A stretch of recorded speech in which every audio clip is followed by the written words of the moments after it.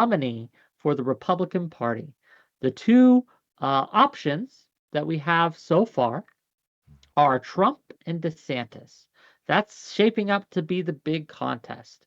My question is, which of these candidates do Republicans or right-leaning people want to see secure the nomination, and why? And that's what we're going to be talking about. So I've gathered together a mix of Trump supporters and DeSantis supporters and some neutral people to kind of discuss this. And I'd like to take a moment to introduce them. So first and foremost, we have Aircraft Sparky. Hello. Hey, how's it going? I'm Aircraft Sparky. I am a constitutionalist, populist, conservative. I do shit memes, and I do show on Mondays and Wednesdays on YouTube, Twitch, and Rumble. Yeah, there you go. Too easy. Okay. Trump or DeSantis? I'm gonna be side with Trump for this one. And reasons will come out here in a little bit. Or are we doing opening statements now? No. Reasons will be fine. This will be a good start, right? Next up, no stranger to my show, Admiral Gibbs, please. Howdy, everybody. How y'all doing? I'm Admiral Gibbs. I'm a gamer and a little political streamer here. And yeah, I'm going DeSantis. Okay. Allison. Hi, I'm Allison. I don't stream or anything. I'm just a random from Wick's Discord, but yeah, I'm supporting DeSantis over Trump. Okay. Well, we'll see how this goes. Lactoid. Hello. Yeah, can you hear me all right? Yep, you're fine. Great. Yeah, I'm Lactoid. You can find me at Lactoid TV, Twitch, Twitter, YouTube. I think that, we've kind of come to a point here where there are some critical reasons why the Democrats need to be defeated. And I think the best person to do that in a general election will be DeSantis. So I don't think Trump is the best option at this point. Okay. Well, we'll see how it goes. First time guest on my show, Todd. Hello. Hey, what's going on, Mike?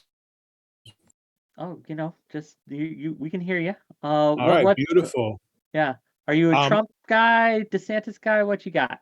I am a Trump guy. I've been a Trump guy since 2016, since the escalator, and I'm staying with Trump. And I think I've laid out some good reasons as to why, and we'll get into that. So thanks for having me. Okay. No, thanks for being here. I'm really excited to see how it goes. Another first-time guest on my show, Crambo. Hello. Hi there. I'm just your average Midwestern rural male. I call myself classically liberal. I'm a big fan of the founders. I like the Constitution quite a bit. And I am for Trump, although I will attempt to assert the position that I don't think this is a mutually exclusive question. Interesting. That'll be an interesting angle. I guess we'll see how it goes. And with that, yeah, let's get into the reasons why. So those of you who support Trump, given that he was beaten already by Biden in 2020, right? What is it about him that you're sticking with? Why should he be the presumptive nominee for the 2024 Republican Party? What do you think? Sell me on this. He's not Biden.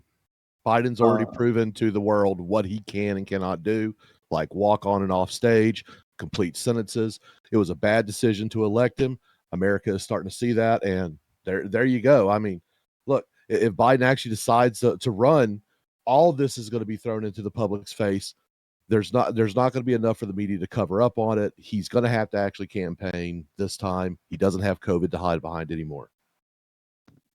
Sure, but why Trump over DeSantis? Why is Trump the person to beat Biden, I guess? Because I don't like fascist. Firstly, Trump is the technical incumbent. He was the last Republican president. He's the leader of the Republican Party. Secondly, he has experience in the role of president. We all can say things that we liked about Trump and things that we didn't like about Trump, and he did make mistakes in office. However, if we put him back in, he'll be able to profit from those mistakes. I think he very much has learned his lesson from the kinds of people that he's kept around him the last time around, judging from the things that he's said about his last term and what he thinks that he would like to do better. And I think that we as a nation could profit from that experience in a way that DeSantis wouldn't quite. He's been governor of Florida for a while now, but federal executive experience is different from state experience.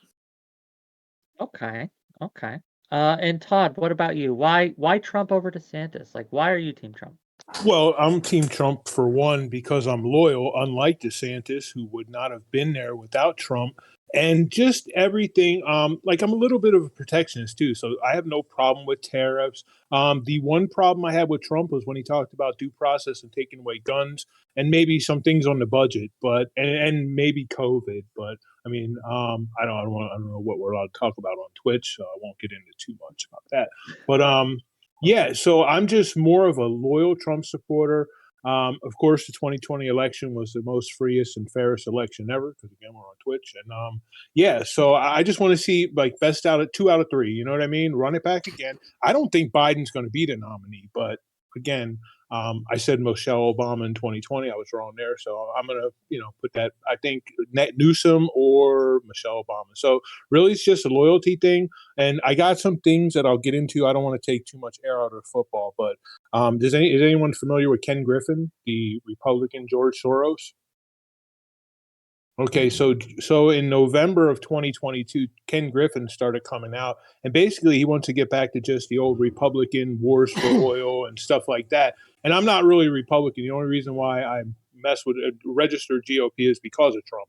So you know what I mean? I voted for DeSantis and Trump are the only two Republicans I've ever voted for. So and now with DeSantis' disloyalty, I'm not going to be supporting him. And again, yeah, governing a state and running the country is a little different. So. Really, it's Okay. just loyalty. I'm kind of loyal to a fault. So Fair enough. Fair enough. Okay. Well, DeSantis guys and girls in this case. What about DeSantis tickles your fancy? Why DeSantis over Trump? Like what about DeSantis? Given the fact that Trump seems to be leading in the polls right now, right? Like DeSantis is behind. What would you say to Republican voters to change that? Like, um, yeah, how would you convince them that DeSantis is your guy? I'd appeal to competence. I think that DeSantis is more like immediately competent than Trump.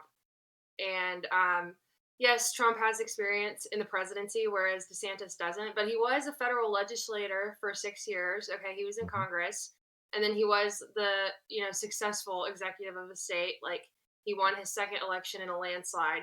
He won his first election by 0.4%, and he won his second one by 19.4%.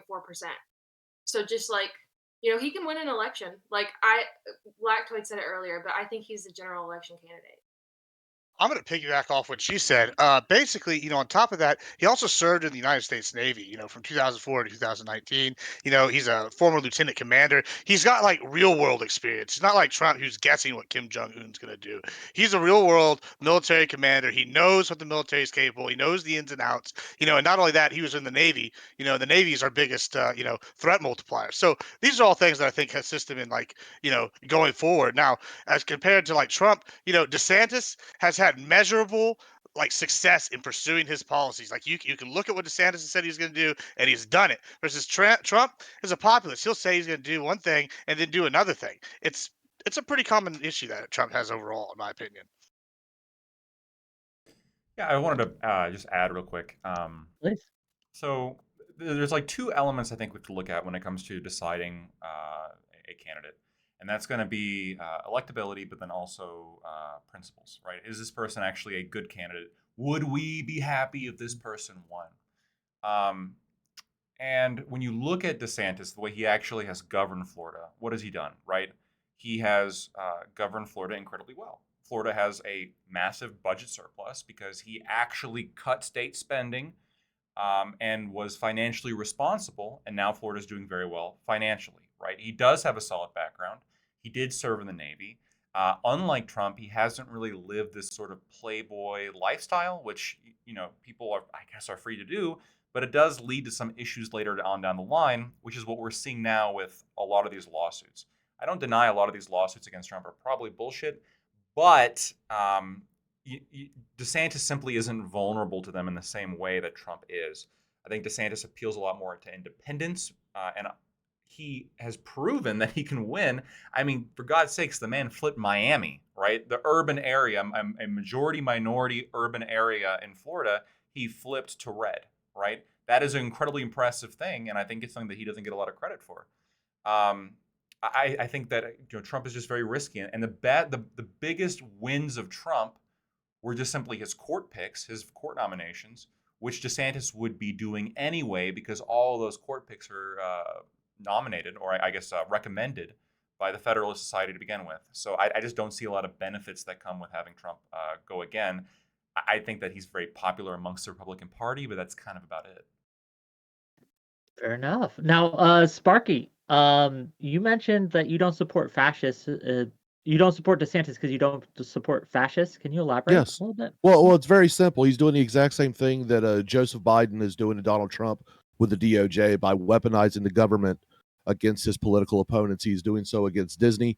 Although I do like the results that are happening, I don't like using the weight of the government in order to accomplish it. He is called an all-out war against his political opponents and is legislating and enacting executive orders in order to get these things done. No, that is total authoritarian. And let's be honest, yes, he served in the Navy, but it's mediocre at best. He received his rank of lieutenant commander while in the reserves, which is basically just sit in a spot long enough and you're going to get it type thing. During his active duty career, he could not make it past lieutenant, which is an 03, which, by the way, is a gimme. Everything above 03 and above in the U.S. Navy has to be done through board. And, well, he didn't do so well on boards. So let's not really tout that as, oh, he was such a great. Yes, he got a Bronze Star because he deployed. He was an officer. It's not because he did anything heroic. There's actual people who did heroic shit downrange and actually got turned down for the medal because they were the wrong rank and stuff like that. So I'm not going to sit there and yes, he served in the military. That's great. I'm a vet myself. I like to see people who served, but let's not use that as a qualification. He was a JAG officer. Now he's a JAG officer in the reserves. Oh, cry me a river. He's not even a real military man. So I just can't accept that. But no, if you're going to weaponize the government against your political opponents, and look, I'm not a big fan of Disney. I think that the legislation should have been moving towards getting away that those special permits that they allowed for self-governance and stuff like that. But the only reason why he did it is because they spoke out against his agenda. And this is the kind of shit that we see in authoritative countries. Look, I don't want to live in a banana republic. Joe Biden's getting ready to put on his special uniform with all the decorations, and Ron DeSantis would just do the fucking same. Hold on, didn't you just say all right, bro? Your very first supposition you said here, bro. Like, let's talk about that. You said you don't want someone that's going to use political office to go after an opponent. Is this not the same Donald Trump that in one of his public, presidential debates with Hillary Clinton said, and I quote, "Oh, because you'll be in jail." Well, isn't that the whole point? Well, that goes to my point about him being a flip-flopper. So, I mean, either way, He is a flip-flopper. he said he's going to do it, and he says he's going to use political power to get his opponent, so he was willing to threaten it. And then B, when it came nut up or shut up time, he didn't have the nuts. But that's the guy you want as president. No, I'd rather have the guy, that had the nuts to walk into North Korea without any type of security whatsoever. Look, that's something that Ron give me a Bronze Star DeSantis, would not do. I mean, he couldn't even join the real military for fuck's sake. Mm-hmm. No. Yeah, no, he collected piss in the military. By the way, he was a urinalysis guy. Sorry, Everyone does urinalysis. That's not that's not the slam you You think were a piss grabber too, Air Force? everyone gets Damn, detailed with okay. being a pecker checker, dude. Wait. Are you Sorry, guys? go ahead. Are you guys really? Hold on. Is the pro-Trump side here talking shit about DeSantis's military experience? Is that what's happening? Because Chad, yes. there is a comparison we can make as to the military experience of Trump, right? Oh, Trump has no military experience. Why? Right. So because he got was, bone spurs. The bone. Sure. Yeah. Okay, who wasn't trying to get out of Vietnam? I don't. Yeah, I don't deny people trying to get out of Vietnam. Bill Clinton, But Bill Clinton DeSantis did the did exact try. same thing. In fact, he moved to Canada to But get away did from it. DeSantis? I'm No. not. Great. So He signed up to the JAG Corps. That's what he did. And So he was he's at a- least he is- he served. So he's He's served. Jeb Bush.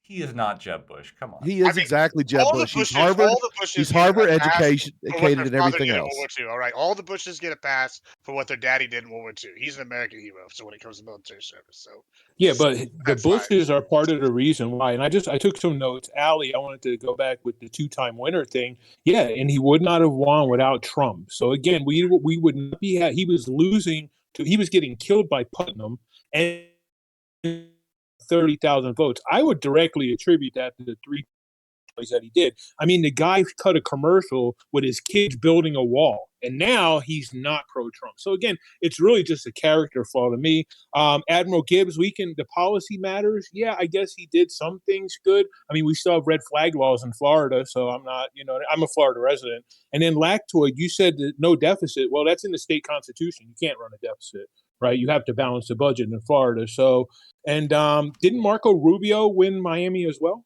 I'm pretty sure he did. DeSantis, right? So again, DeSantis has led a historic budget surplus that did not exist beforehand. Right, that's fine. You're right. But either way, it's in the state constitution. That's the difference, though. Is Trump doesn't want to fight. I want to give some space to Allison to respond. She was addressed directly, so I want to give her some space to answer. Yeah, so that first race where he only pulled it by 0.4% of the vote, like he totally got that by Trump ass kissing, like he just totally did.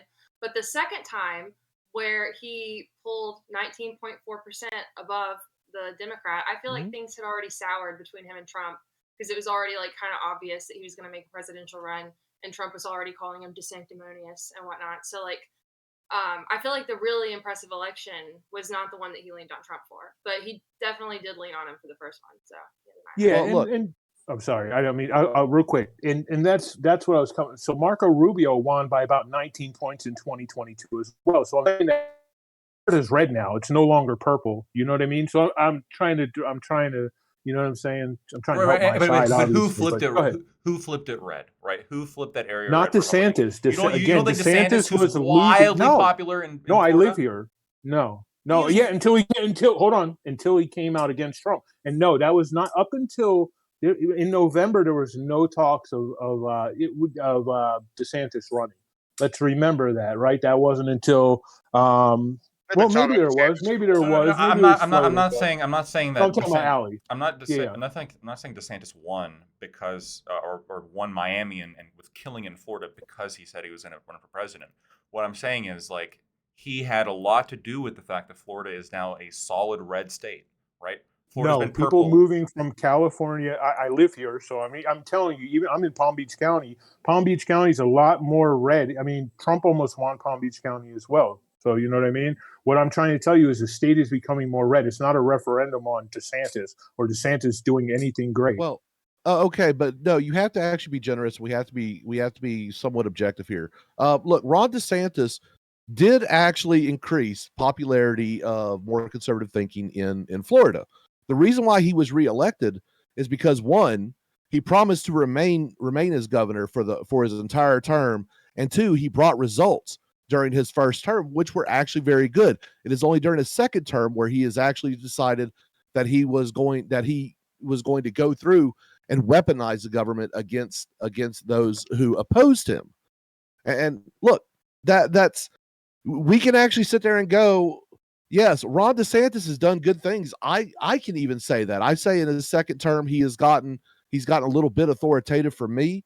But look, if that's what are you calling weaponizing the government, though? Because, like, are you saying, like, when Greg Abbott, for example, sends troops down to the border, is that weaponizing the government?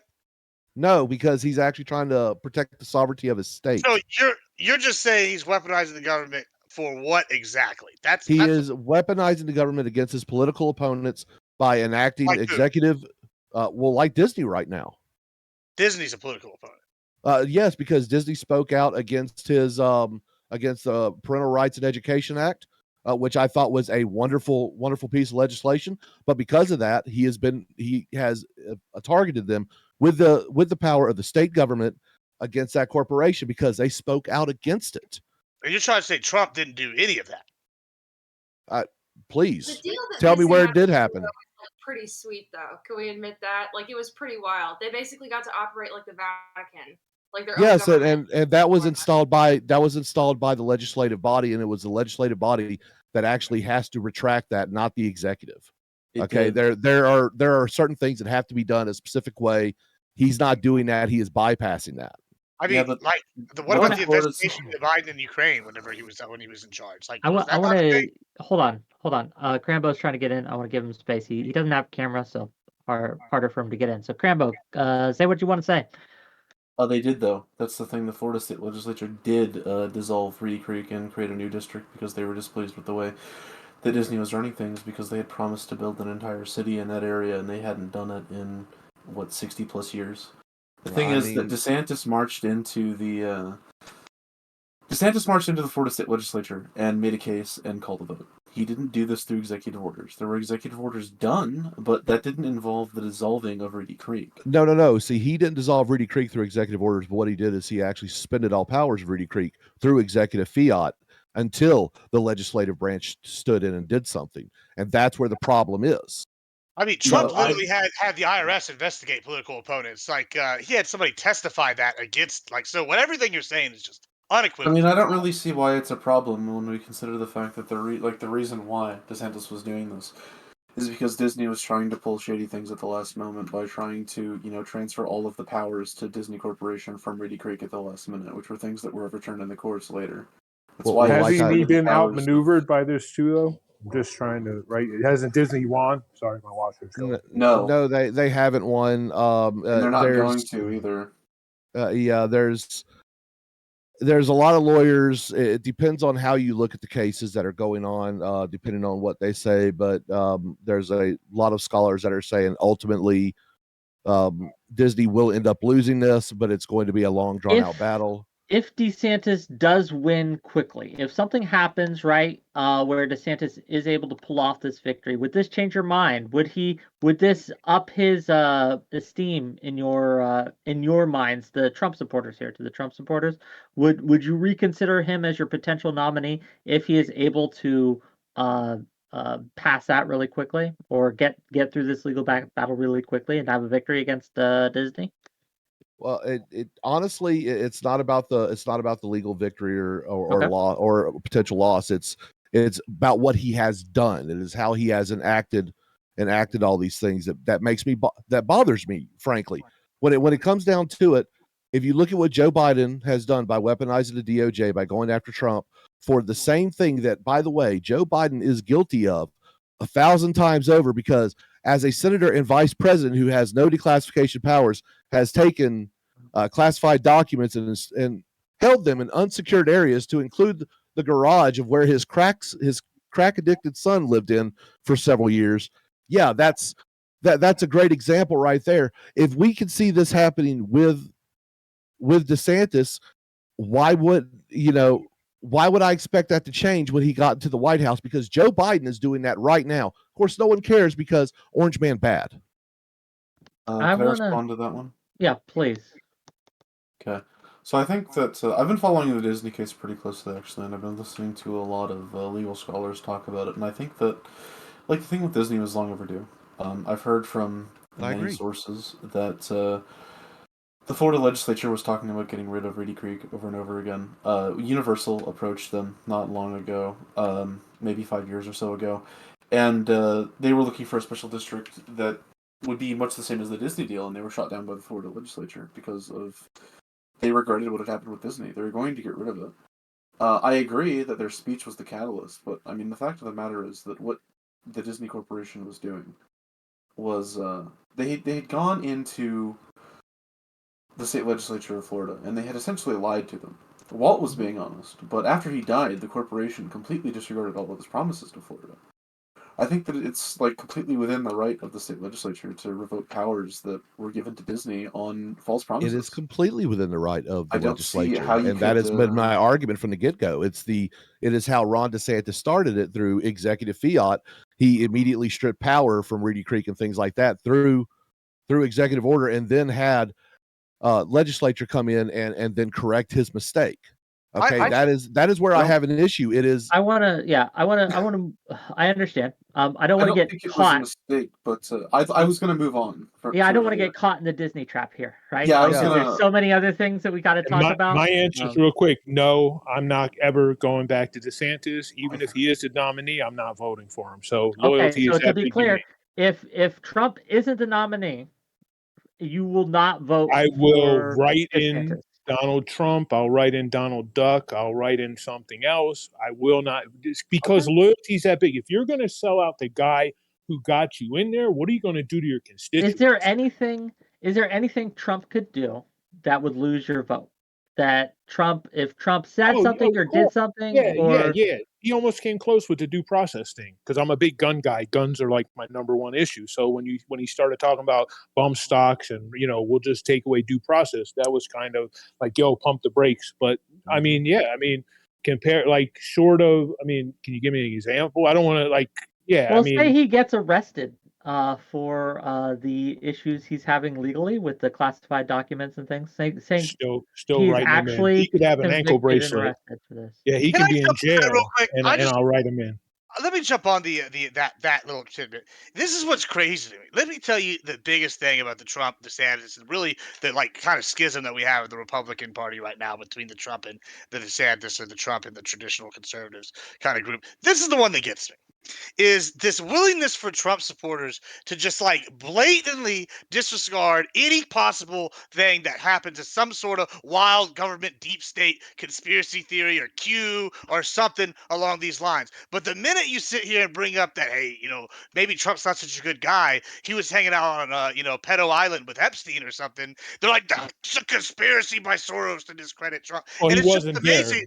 Oh, Do you mind Just if I address factually it's on right. the He list, was but on one flight to Teterboro, so just be correct, I'm just factually saying there's correct. here we If go. he Here we went to go. the But this is island, the if point. he went to the Is island, yeah. there's nothing Listen, you if can he went to say the that's island, gonna I matter to wouldn't vote convince for him. them. It There doesn't you matter go. because they're But not I'm ruled not by voting logic. for DeSantis. So either way, I'm not But voting for the he could be disloyal on the guy. flight with Hitler, Saddam No, I just Hussein, said and the don't devil do that. himself, I and you'd be just like, said he if was he there had for went to 5 the minutes. There's nothing island, I would not be voting for him.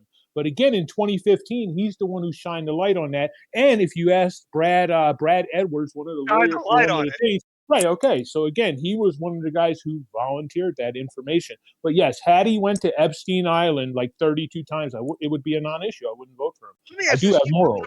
You keep talking about loyalty along with that, though. And here's the thing, Trump's not loyal at all. If someone goes against him or just wants to go do their own thing, he goes after him. Here's another thing. If you want to talk about loyalty, what about people inspiring loyalty? How come is it that so many of Trump's people, the minute they're done with Trump, give him the like stab in the back? Why is that? That's not very loyalty inspiring. I know a lot of leaders that have people leave to go do different things, and they don't have their former employees giving them the shank. So I mean, Yeah, everything is well, kind of which ones do you want to? Which ones you want to go to Mike Pence, who on January 2nd knew he wasn't going to do what he said he was going to do on January? I mean, what do you want? Name the guy, and I'll go each one by one and explain it, maybe. But again, no matter what I rest explaining my I'm case going on to that one. do, you don't care because you're never How talking. how how So, how is going well, I'm for not trying to sell you on that. how is Go ahead. how is running for president disloyal if you think you can do a better job? Because he would not be, again, let's go back to 2018. The guy would have lost to crackhead Gillum. Literally, Brenda Snipes, hold on, let's go back to Brenda Snipes in 2018, finding ballots and Trump's DOJ shutting that down. Because again, if you look that up, she had found like 10, they were going to pull, I mean, of course, obviously elections are fair and free, and I'm trying to keep on TOS here, but they were trying to pull the finding ballots. Brenda Snipes is the Fort Lauderdale election supervisor who was fired, right? Eventually by DeSantis. So again, he wouldn't be here. We'd be talking about Governor Gillum right now if not for Trump. That's the problem. Dude, you know what he should have done? He should have just sat back, supported Trump, and he would have been a shoo-in in 2028. Again, I'm not even going to get into the Bush crowd thing. He had Jeb Bush at his thing. I'm never going to vote for a Bushy. Never. Sorry. I don't deny I don't deny like that Trump definitely helped a lot of candidates get into office, but I'm having a difficult time seeing how that's disloyal, right? Just so if somebody campaigns for you or somebody helps you win your office, like plenty of people did for Trump as well, like they owe them a personal favor now. They owe Right. to the point where you can't even run for president if you Let think you me can do a better explain it job. to you. I Let me think in explain it addition to to you. that, If you're Well, campaigning for just real me, quick, just stop Good. real quick. As soon as you're done explaining, Crambo's trying to get in on this too. So go ahead. He can get in, and finish I'll your come back explanation. to it Okay, because it's Crambo. I don't want to take all the air out of football. Go ahead. Yeah, go ahead, Sure. Crambo. So something was said earlier that was pretty interesting about Trump supporters, and I can definitely see where that's coming from. You're certainly referring to a group of people that exist, right? About how a lot of people like to sort of get caught up in the moment and say things about how there's this broad conspiracy against Trump and people buy into the Q nonsense. And there is a lot of that, yeah. But the fact of the matter is that these people are diehard Trump loyalists, right? And there are a lot of them. In fact, there are so many of them that Trump is currently head of the polls of DeSantis. The Never Trump wing of the party is, in fact, the minority party. That's just the case, right? We all know this. This is why I wanted to come in advance this position to say that I don't think this is a binary choice. I think that Trump can be the nominee, and that's fine. But we have to recognize that with Trump and DeSantis' combined support, you've got a massive base there. These people could go in on a ticket together, unify the party, completely avoid a schism. You're shaking your head. You're shaking your head. I want to hear why. From Ali and then from Lactoid. Trump would never let that happen. That just would never happen. He needed a whole wet towel of a person like Mike Pence, who was never going to be any kind of threat to his popularity ever. He could not stand to have DeSantis as a VP on his ticket. What do you mean by threat to his popularity? Is in a second term if he gets elected? What's there to threaten? I think Trump is very. I think he's shown himself to be quite narcissistic, and I think he cares a lot about. He is narcissistic, even if he's not about to run for president again. I agree with you. I do think he's narcissistic. However, I think that Trump is an older man. And I think that once you get to his age, you start to realize that doing the Playboy billionaire lifestyle thing, as was mentioned earlier, only gets you to a certain point, right? You start to think about your legacy, which is why Trump wanted to do things like philanthropy. He wanted to do things like run for president. I think that Trump's narcissism is being channeled into something productive here, actually, in that he wants to be remembered in history as being a good president. That's something that none of his rivals in business have. It's something that none of his rivals in entertainment have. If people 100 years from now look back on Donald Trump and say he was, a kind man, a very wealthy man, and he did good for the country, I think that's the ultimate ego stroke, and I think that's what he's going for. So if it'll make his name look shinier in the history books, I think he doesn't particularly care if, DeSantis steals the limelight in the moment. His legacy of picking DeSantis as a good VP and as a potential successor to the presidency in the future could be the final cherry on his ego. Okay, Lactoid, give it a go. I mean, I would just echo the look, there's good things you can say about the man. He does have a hell of an ego. I just don't see him wanting to share. He would never be vice president. I don't think he'd ever accept that. DeSantis is VP. Well, I also don't know even know if he would accept that kind of arrangement, in the sense of, you have this person, the Meatball Ron, who challenged me. This motherfucker tried to run against me. Now I'm gonna let him onto my ticket? No way. Fuck that guy. I could absolutely see him thinking that way. Well, he did do that with Perry. He did let Perry on. Yeah, he did this in 2016. Plenty of people who ran against him were given positions in the administration. The better question is, I just don't see it happening. Would you want Ron DeSantis as a VP candidate at all? Because I look at it like this, and I think the loyalty argument, I think that's cringe as fuck. You should not be loyal to any politician. That's just ridiculous, because they sure as hell ain't loyal to you.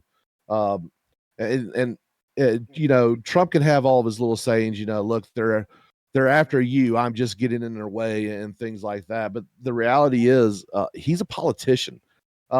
You can't trust him as far as you can spit him. At least I can sit there and be honest enough with that. The only reason why I would support Trump over DeSantis is I've actually seen the foreign policies of Trump. I realize how the world was while Trump was in the executive office.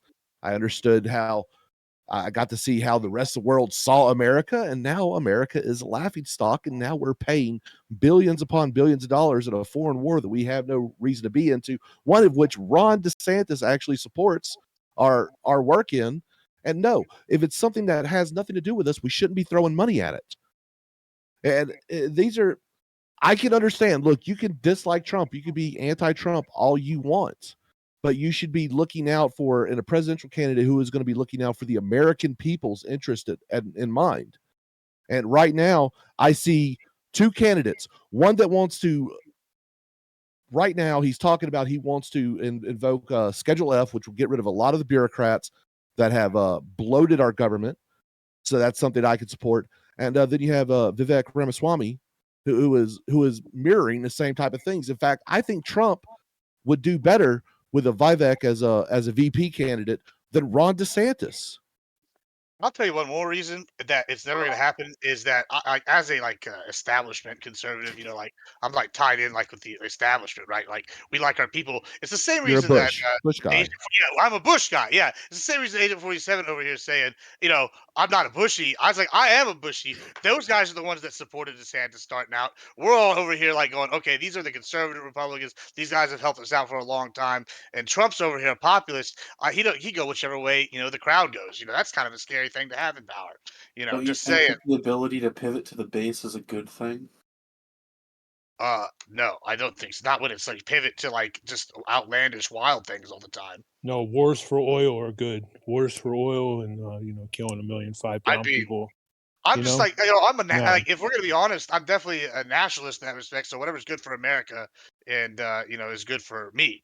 In So that if sense. you're a But you're going with nationalist, the if you're a globalist nationalist and a DeSantis? We're Bushy, taking their oil. you're not a That's nationalist. good. You're a globalist cuck. Yeah, No, we're because taking oil. That's our oil. It's our oil now, bro. I'm from I want Texas. you to Yeah, respond to bro. the globalist cuck allegations. I Can mean, you? it's not true, so I didn't even think I needed to respond, but that's fine. No. Okay. I mean, we're going in there. How are we globalists when we're going in there and whooping Iraq and then taking Hold their on, oil? hold on. and How go, much what ass whooping have you done overseas, sir? I haven't done none, but I mean, that's Okay.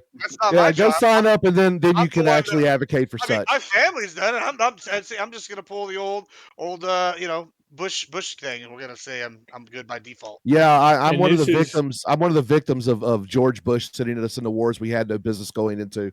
So you can I fuck mean, right off of that. every I'm war is just a not war. a No business going into. You want to get down to it. You can argue all war is bad, but no, no, no. Not all war is bad. it's Some good war for is my bottom righteous. line. Some I war mean, is actually righteous, I but mean, no. if you're like an economic conservative, you think money is righteous and war Give for me money. give me an example of a righteous war. A righteous war. A When war we of actually, national defense. Taking oil. yeah, no. Well, like when we went into Afghanistan initially to get Osama bin Laden, those first like month that we were there, yes, that was righteous. Once we realized that he was gone, all the Executing nation on building the and road, everything that's afterwards a was righteous fucking war. cringe as hell, and we lost a lot of Americans for no fucking reason. We went into Iraq based on a fucking lie. But we did know that they did have weapons of mass destruction because we fucking sold them to them in the 70s and 80s while they were warring against Iran. So Poppy Bush, by the way. Poppy Bush. yeah. I'm just for anybody keeping Hey, score at home. we were pivoting to our base, bro. We were pivoting to what interest was best. For Yeah, Well, and that's what we're pivoting to your base of a bunch of fucking See, and cowards that- who now- will gladly send young men and women to how their you gonna fucking talk about death cowards and not when do it Trump did bone themselves. spurs? Fuck right off, man. How you gonna talk about cowards when Trump's over here doing bone spurs? and this I is You think know where what? Trump I'd rather didn't make money bring than us get- into any more wars. He actually went towards ending wars. That is something I can respect. But someone who is going to sit there and go, "Oh no, we want to go fight for other people's resources, but I'm not going to do it myself." Why would I Fuck right off. Why would I do that? I'd much rather make money and have my policies implemented that benefit me.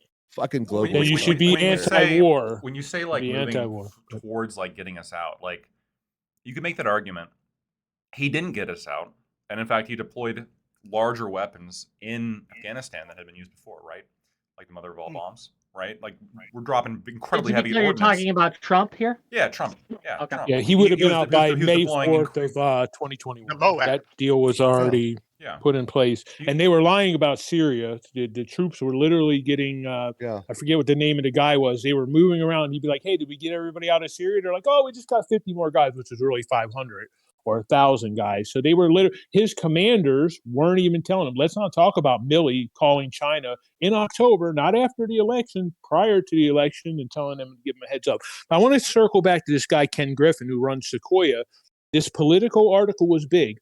And this is a direct quote, while he's supporting one of the biggest psychos culture warriors in DeSantis, Griffin has said most hot button issues, abortion, battles over sex education, and LGBT rights, he doesn't want to define. Basically, he wants to stop the populist movement and get Republicans back to this multinational corporate world dropping bombs on people for oil. And it's just, I'm not going to vote for a globalist. And again, Trump has done some How is Trump globalist not a things. globalist? Because he's a populist nationalist, right? Putting tariffs on China.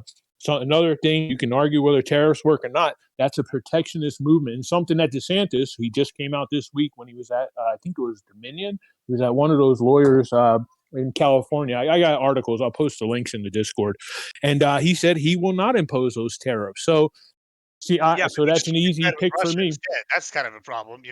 It's fine. So Wait, you what just did prefer you're doing Russia. Russia collusion? You're going to Yeah, go to Russia I'm just collusion now? saying. There's a lot of Wow. evidence there might have been some kind of Russia thing going on. I'm No, just there's saying. no evidence How of are you that. gonna But I sit don't want to here? derail this on a Steele dossier But you're sitting here QAnon going, thing. no, I think it's a fair thing to ask because we're sitting here talking about all these things, and you're gonna go, oh, we shouldn't look at his Russia ties. He was a lot softer on Russia and a lot No, harder. let's look at You're them. just Let's I'm look okay at with it. that. Let's anything look you at it. want more. I've read the Mueller report. I have both Horowitz reports. I mean, not only I've read that, them all. DeSantis is So, just as harsh on China as Trump is. So I mean, you don't really even have a leg to minus stand the tariffs. Again, like I No. said, Look. Okay, DeSantis doesn't have the power to enact the same level of things as Trump did as president.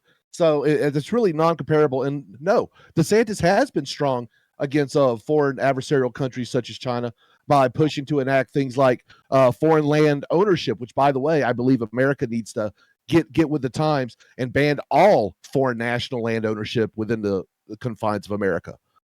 I am sick and tired of us selling our land to foreign countries. Okay. Allison, you wanted to get in here a little bit? I don't know if this was a hand raise or what. So. Yes.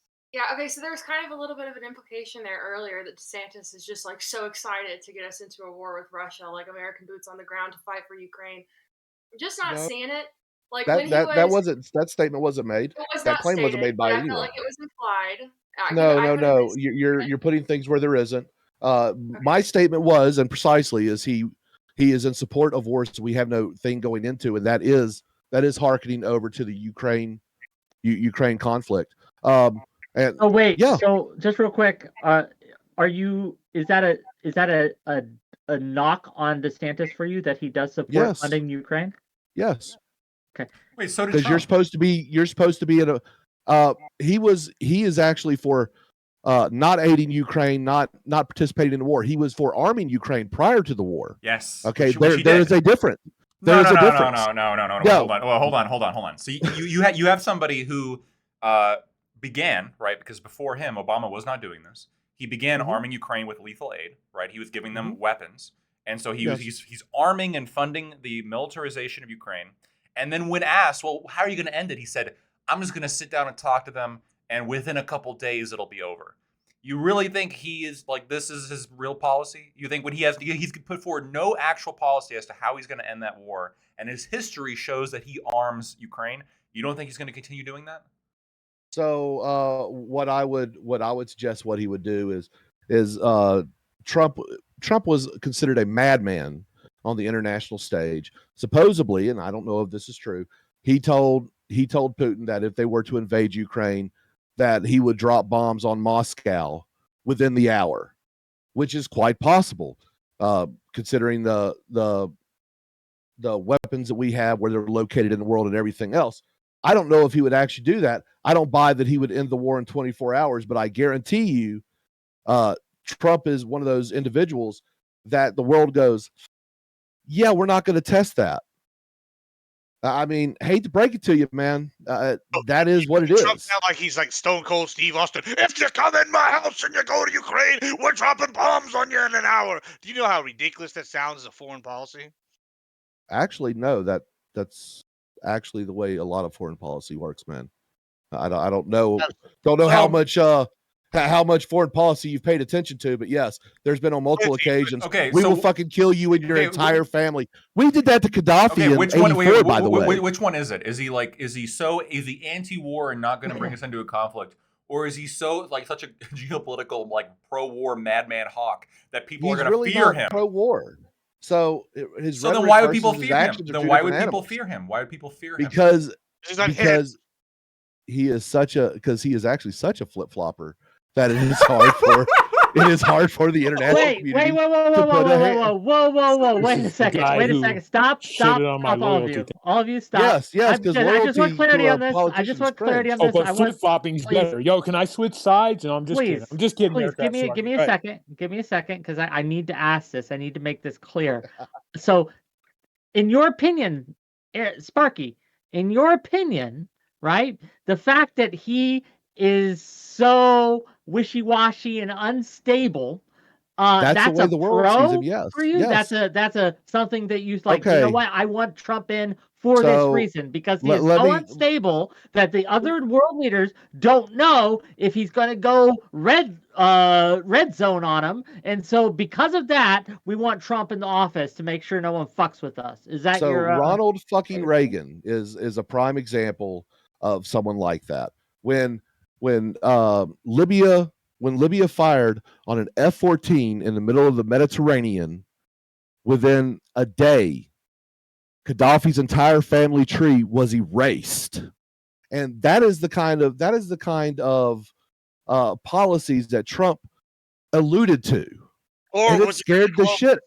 wanted to stop the was it African national currency from coming together since they were the only ones not controlled by the banks. So see, you're just a globalist at heart too. You're just sitting here supporting the globalist agenda. That's No, a that's the wrong strike. That was he's talking about an earlier strike, but It does seem to be like a little bit odd. Like invasion of Libya and all that.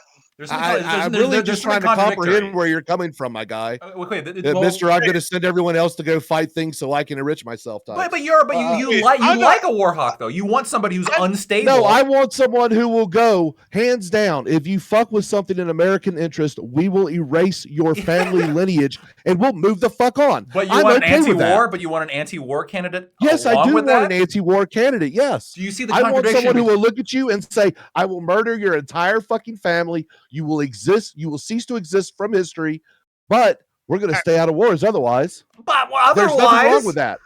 Otherwise, what are you talking wrong with that? No, wait, no. The two positions are inherently contradictory. No, they are not. Yes, they are. Wait. Hey, how big was that war? How big was the war with Libya? Look, it was a 3-day bombing campaign there, guy. That's it. Because they fired a missile at one U.S. aircraft. Yeah, it's contradictory, right? Because you're saying, look, we want an anti-war candidate, someone who's not going to fund lethal aid in Ukraine, someone who's not going to engage us further in Afghanistan. Back when we were in Afghanistan, you're basically making these claims of we want someone like this. But then when you look at Trump, when he does give lethal aid to Ukraine, when he does use ordnance not used before in Afghanistan, when he does advocate for expanding our military power, your argument then is, well, he's so flip-floppy that other people are going to fear whether or not he might contradict what he said before, so they're going to be really afraid of him. Well, which one is it? Do we want somebody who's peaceful, or do we want somebody who's such an unstable madman that we're feared on the world stage? We've got to pick one or the other. No, you can actually have both. It's gray. And let me explain why. The reason why we weren't, and by the way, he gave him javelins, which is an anti-tank. It's not an F-16, which we're about to send in. Totally different thing between an F-16 and a javelin. And remember, he did get impeached for holding up that aid in 2019. But you do want someone who you don't know. Do you really want to? Are you going to say that Putin would have aided Russian with Trump in the office? No way. He did that because of Biden. And when China takes Taiwan, which they just got the green light for because of Blinken on Monday, literally just gave him the green light. When that happens in November, that will be because of Biden and because of his ineptitude. Not because you want someone who will punch you in your face when needed. Again, not just going around punching and bullying people. Right, or get us into wars for oil, and like my guy up in the top left, who again wasn't going to serve, at least Aircraft Sparky was there. I'm anti-war. I don't want any wars. But again, drone striking Soleimani, I'll take that. That's a count. No soldiers were on the ground. Nobody was going to die with a Hellfire missile. So, I mean, you don't support Taiwan? Is that what you were saying a few seconds ago, though? I don't. I'm a national. I'm a real nationalist. I'm an isolationist. We'll keep all of our bases because we paid for them, but we're not going to be getting involved in any kind of stuff. Literally, we're just keeping the 192 bases for jumping off points, refueling spots. So to be clear, if things escalated, and this is very hyperbolic, but just to test you out here, they invaded a NATO country, you would say that China, Russia, or something stepped foot into Poland, okay, and decided to invade a NATO country where we made commitments to support them.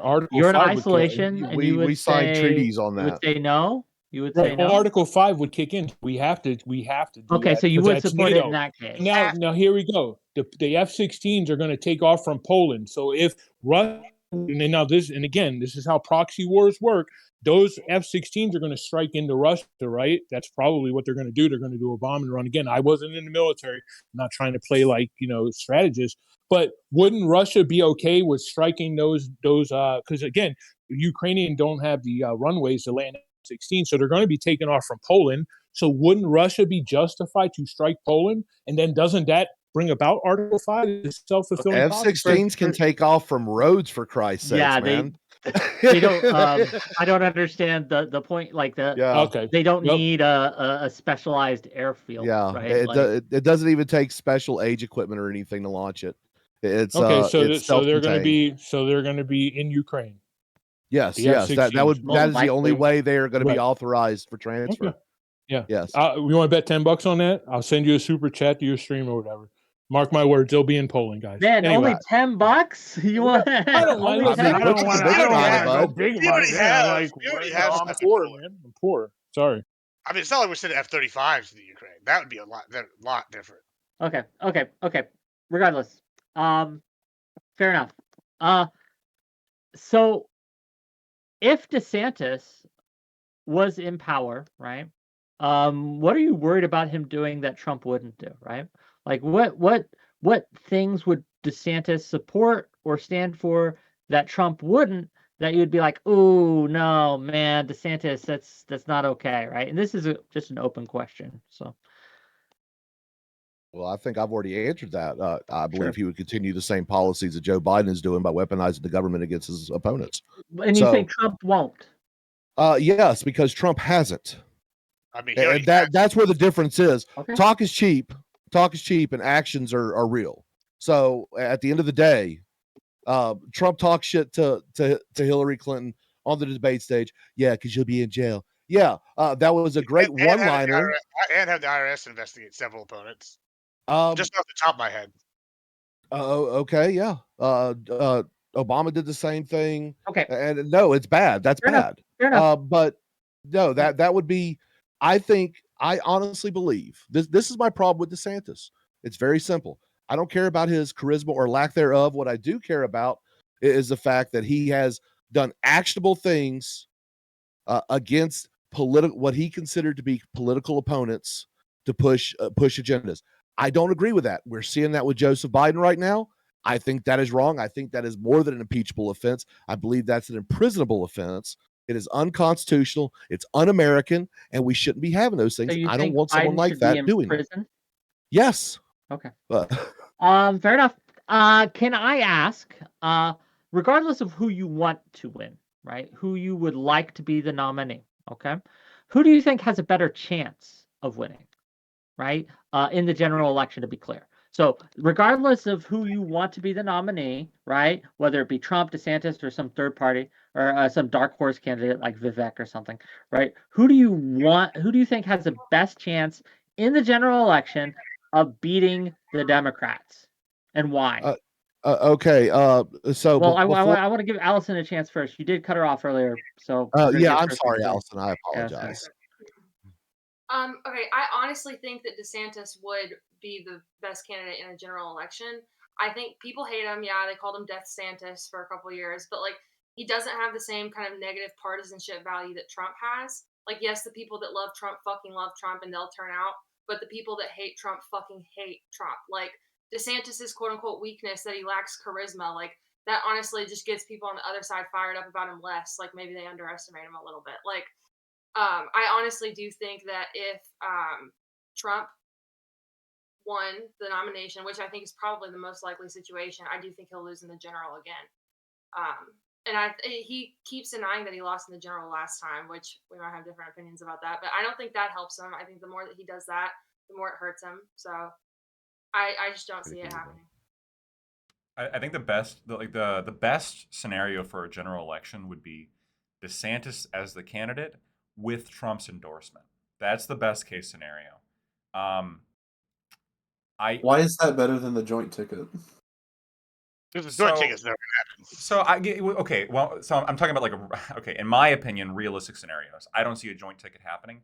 I'm skeptical as to whether or not Trump would endorse DeSantis if DeSantis got the nomination. because of the whole ego thing. But if Trump did, if he at some point like the party pressured him enough and he said, okay, fine, I'm gonna endorse DeSantis, then I think DeSantis has the best shot of winning. I think Trump as the candidate with DeSantis endorsing him, which I know DeSantis would because he is willing to play the ball game. He is a big party guy. If that happens, right? I think Trump has less of a shot at winning over people who are, the never Trumpers, and then also a whole bunch of, kind of middle ideology Americans that don't want Trump again. I actually think the biggest threat to DeSantis in a general election wouldn't be Biden, it would be Trump. It would be the idea that Trump would try to take him down with him, basically. I think that in the general, I think that Trump would generally tend to do better, although I think the joint ticket would be the best option. Unless something happened. I think there's one scenario where DeSantis would definitely have an advantage over Trump, and that would be if the Democrats succeed in ousting Joe Biden, specifically with the mechanism of the age question. If the Can age you elaborate question, a little bit, please? DeSantis is young.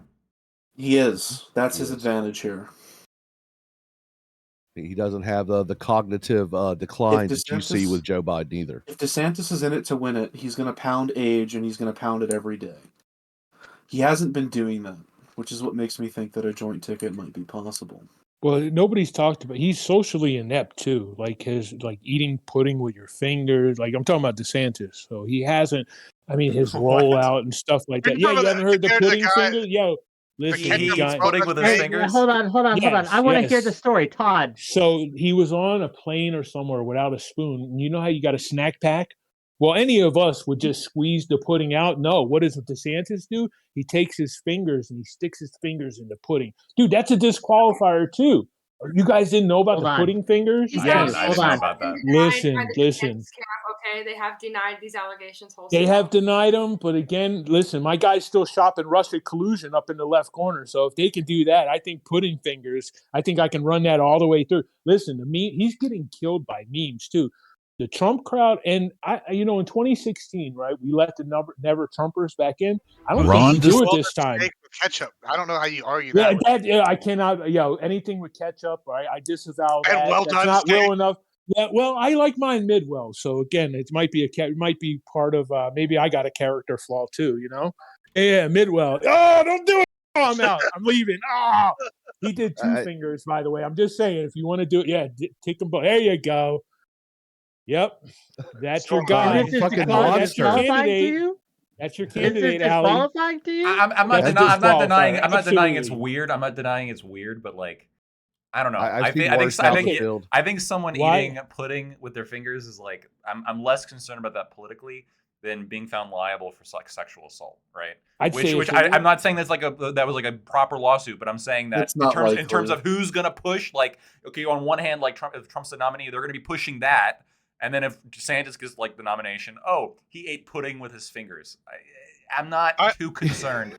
Right, I understand. I'm not. Yeah, like you said, the E. Jean Carroll thing is bad. Go ahead, Admiral Gibbs. Sorry.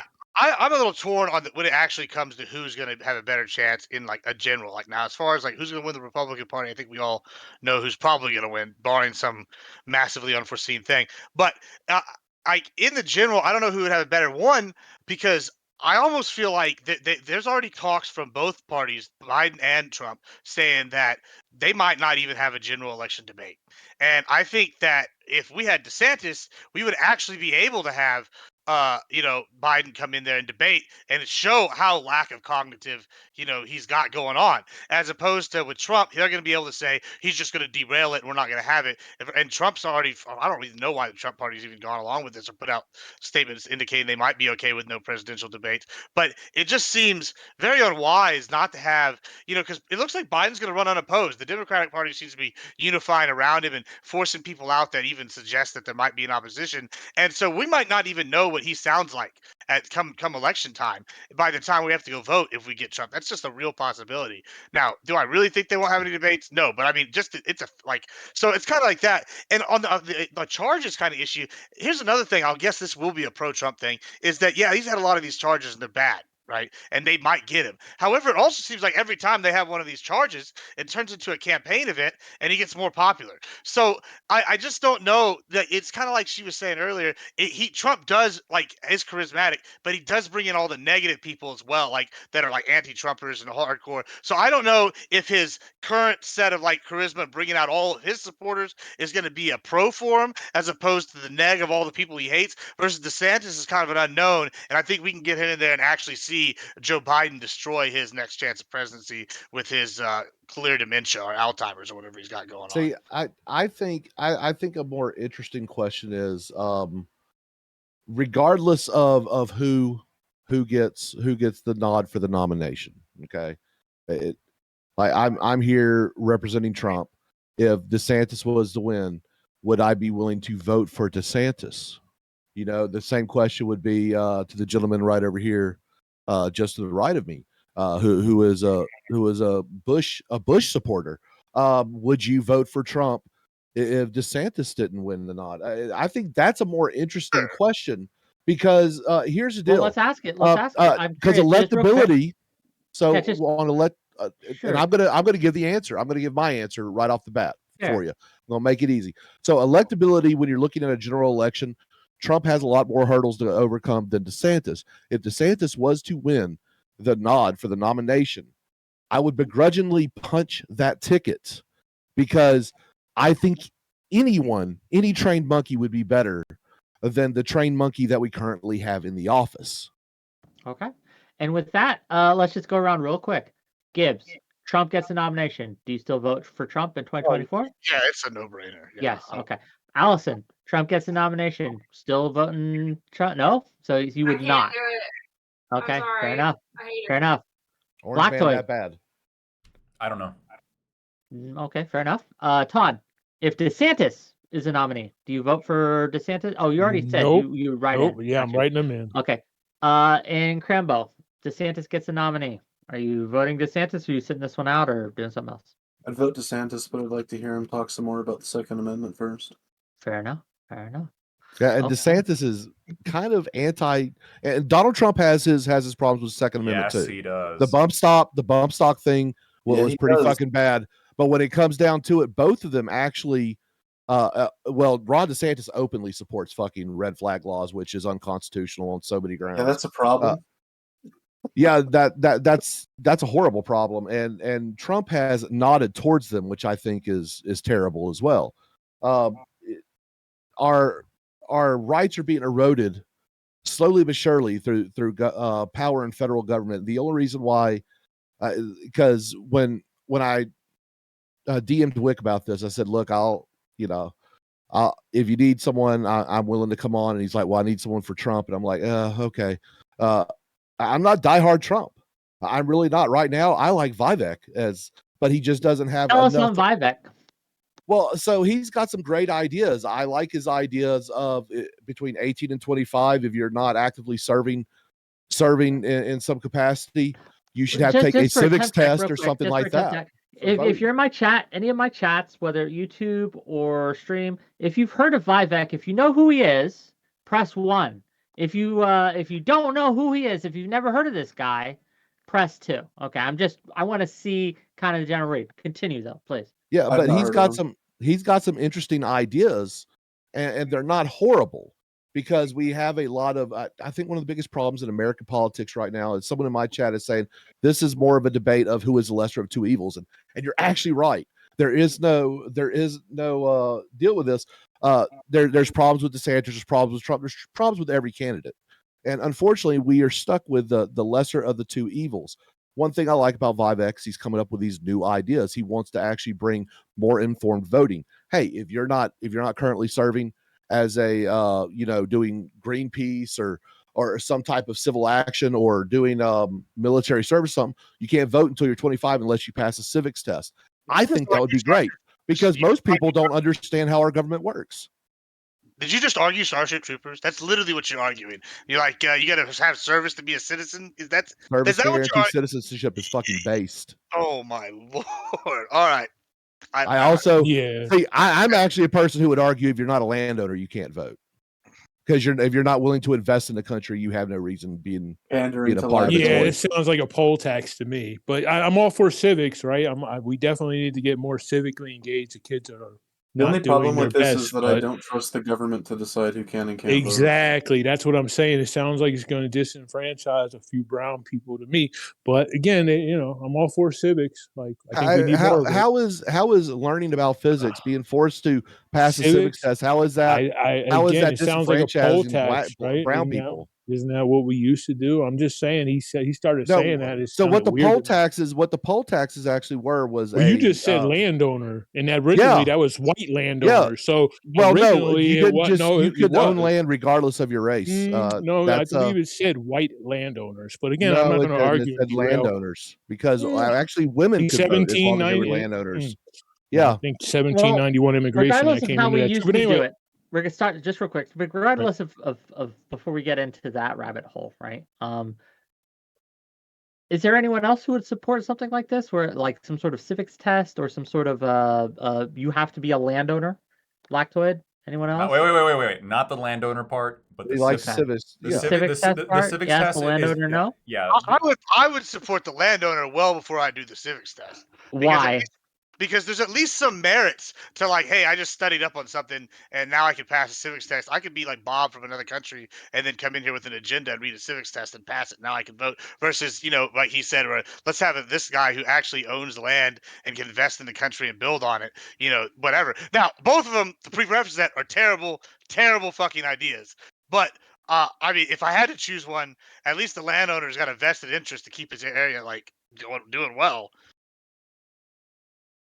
Okay, fair enough. Fair enough. I don't know if we would want to debate that right now or not. I don't think it is pertinent to the question at hand, but it is an No, it isn't. interesting question that I might have to have you back on to discuss in more detail. I'd like to see you argue that. A lot of people will say that the civics test is unfair because of the state of our public school system. And yes, I agree. The fact that our public schools doesn't teach actual civics, we teach virtue signals and everything else, but we don't actually teach how the government runs. I think there's a problem with that. And so we have a lot of uninformed voters. They don't understand how the government works, and that actually disenfranchises a lot of voters as well. So just having them actually pass the same civics test that we require a legal immigrant to pass in order to gain citizenship, to gain their rights to vote, I don't think that's asking too much. I think the idea of natural citizenship by birth, I think those days are kind of gone, considering we've been blurring the line with anchor babies, with illegal immigrants, and all these other policies to try to naturalize people who decided to willingly break the laws of our country to begin with. So let's just hold Americans, let's hold people who were born here legitimately, let's just hold them to the same standards that we hold everyone else. You got to pass this test in order to be a citizen. And I just worry about, real quick, who's running the test. I think Lactoid, you said that too. Who is going to be administering the test? Is it going to be Mark Zuckerberg and the $350 million that he spent? So again, that's what I'm saying. But yeah, go ahead, man. Didn't mean to cut you off. That's where my problem lies in. Who's going to be, and again, we got kids. Well, right. Who's going to make this test? And it just seems weird. But again, I'm all for kids getting more civic engaged. What test is there now? The exact same test that's given to immigrants to become citizens of the United States would qualify exactly, because it goes through how the country operates and things like that. And that's really all we're asking for, is some basic understanding. Let's get rid of the uninformed vote. I think landowners should be required to give the test. The landowners should make up what the civics are, and then the landowners can distribute, and we can actually. What I think should happen is the people who are subbed to my channel should be able to have a lot more voice than those who haven't, and the people who are in my YouTube chat who super chat should have a lot more voice than the ones who aren't. But I can't. I still provide the content free for everyone, right? But if you want to support me and you want to reach out and throw some dollars my way, now's the time to do it, gang. Now's when you should probably super chat your questions for the panel. All that. Send me some bits if you're on Twitch. Sub to my channel. Give some subs if you like what I'm doing. I can't do it for free. That would be a blessing to support me like that. if, right, if Trump is going to run, if he does get the nominee, what do you think is his best tactic to beat the Democrats, right? Like, what play does he have that you think will be most effective? Like, how does he appeal to the swing voter or the independent voter or the someone who's not a Republican who would otherwise, Focus on the weaponization of government and the actual economy that he fostered up until COVID. Debate Biden, act presidential. What does that mean, act presidential? Well, basically that he should attempt to have some kind of decorum. Generally, his approval rating goes up when he does that. He can't be as bombastic. You shouldn't go into the debates looking to roast Biden and to sit there and call him a demented old man or whatever. He should go there. He should talk policy. And sure, he can jab at Biden. He can make fun of the guy a little bit, but it shouldn't be the entire thing because the Dems are just going to turn that around on him with like swing voters and people who are like on the edge who just don't like the fact that Trump tweets mean. Okay. Any other My comments answer on is this? ballot harvesting. Remember, the 2020 election was literally over 50,000-60,000 votes in 6 states. You got to get that ballot back. You got to start voting early. None of this on election day crap, or else you see what happens. Again, remember, it was the most secure election ever. I'm not saying anything about that, but I'm saying that so this way there's no questions, right? What was it? It was 50 or 60,000 votes over 6 different states, right? So get some ballots. And I don't think anybody's going to change. Look at Allie. She's not going to vote for Trump. You're not going to sell. Like, I stopped trying to sell Trump to people. Like, I did that from 2018, 2019. Oh, he's not racist. He's not this. He's not a Russian. It's just a waste of time. So either there's people that will vote for him. I think most people vote with their pocketbooks. So, right, they'll be more inclined seeing what the gas prices and all the inflation. And again, Trump was part of that inflation, right? We printed $6 trillion in 2020. So you can't, at least it was bipartisan, I guess. But either way, he is part of the inflation too. So, but yeah, you got a ballot harvest. Other than that, you're going to lose again. Very simple. Hey, DeSantis is going to lose too if he doesn't ballot harvest. It's legal. I don't mean anything illegal. I mean just the act of collecting votes, right? Soul Sundays, things that the Democrats do that Republicans have been inclined. Ronna McDaniels, who's been running the GOP, hasn't done anything. Right, Scott Pressler does more for the GOP than Ronna McDaniels. So $10 from Temperate Takes to say this. You're getting money for sitting through this, despite the pain you have caused me, and then an emoji with the covering the face. Yes. Thank you for the money. More money, please. That would be great. Same question in a little bit of reverse. What do you think Trump's greatest weaknesses are going into the 2024? What does he have to watch out for? What will sink him? Go ahead, Allison. I really think his biggest enemy is himself and like his own instability and his lack of self-control.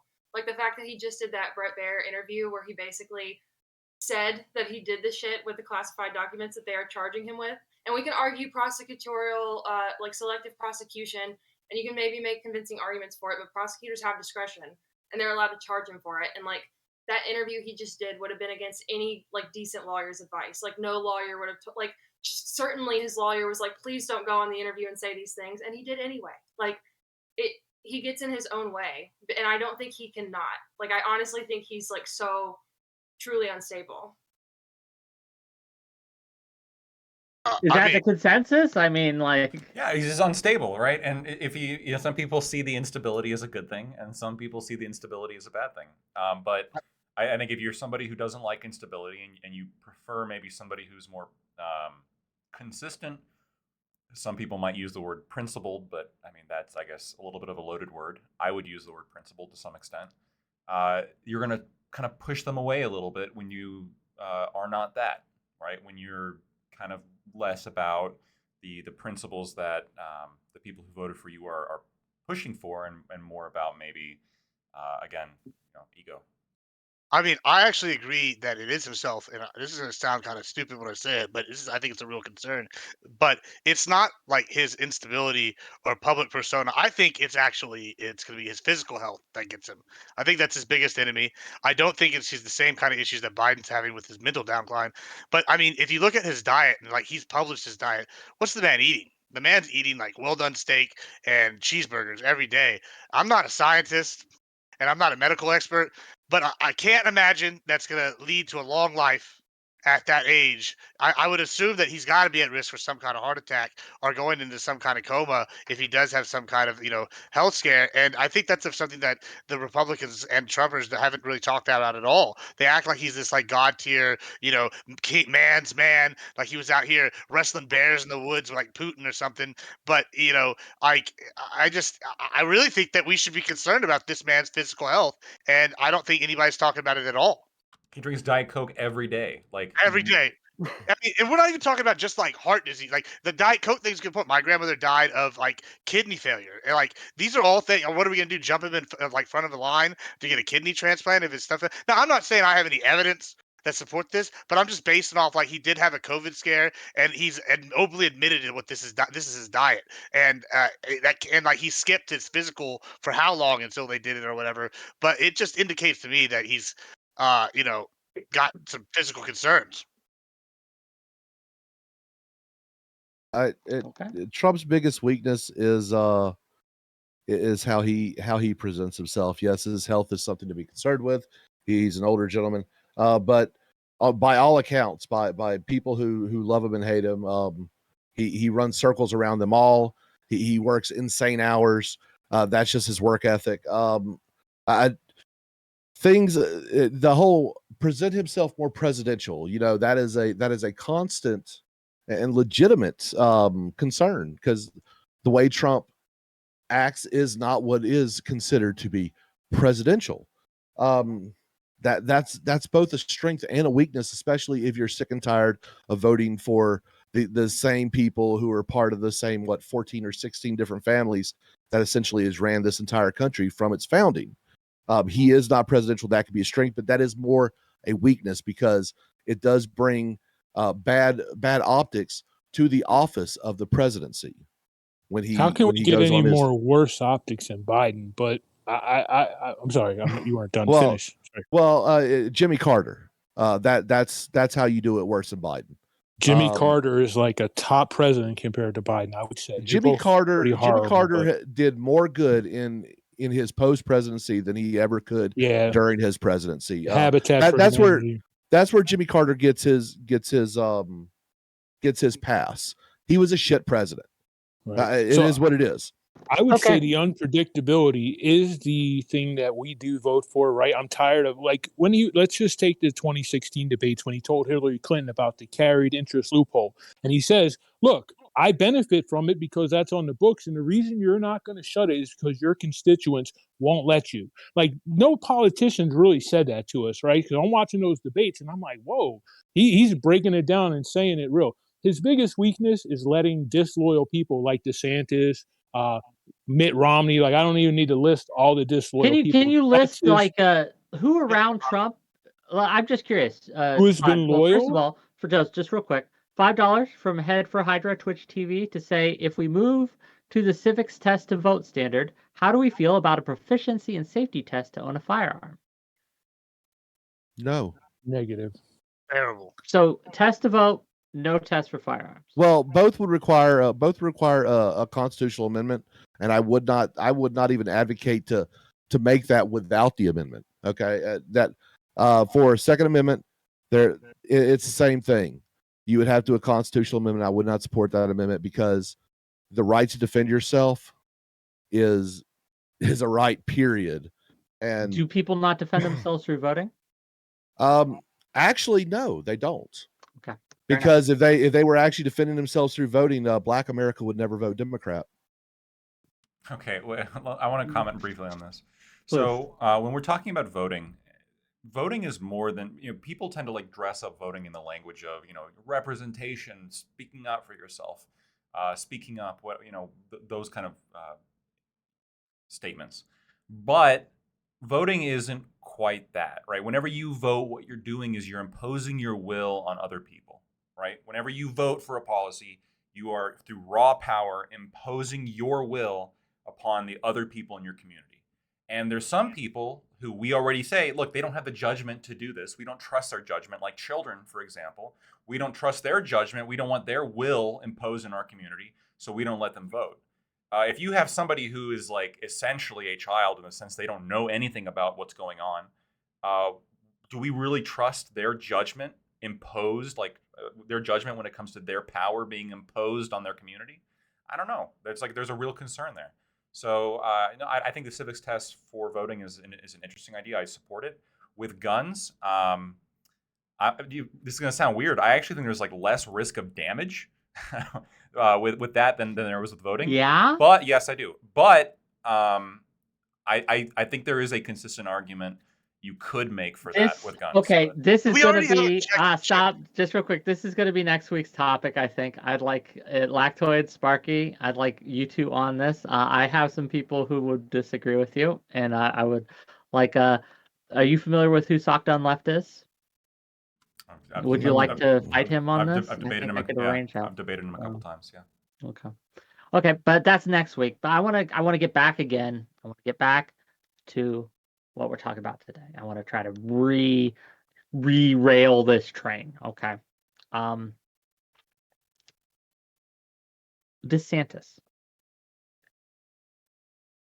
if he wins the nominee, what does he need to do, right, to secure a victory over the Democrats? Like, what does he lack that he needs to fix or to change or to promote himself so that he can beat Biden in the 2024 elections, in your opinion?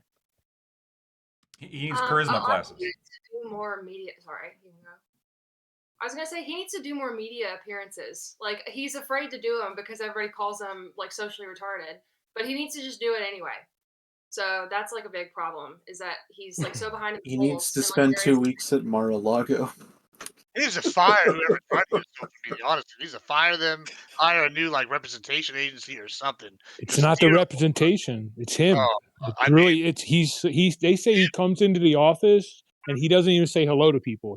He's one of those type of people to where Trump's right, like, hey, what's up, guy? How you doing? Blah blah blah. It's just, he's socially inept, I think. Anyway, He's been doing media blitzes. I mean, he had his failed announcement on Twitter, which was amazing.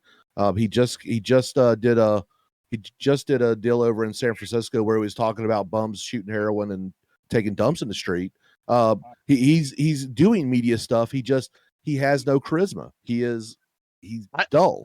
I think it's one of the reasons why I like him, but I think it's one of the things he would have to tone back in the elections. He would have to tone back the war on wokeism stuff a little bit. Like, I think that he panders to his base a lot, and he could pick specific issues and maybe like go in on them. But I think that if he goes in here, he's gonna go super hard as he has been going on some of the like LGBTQ stuff.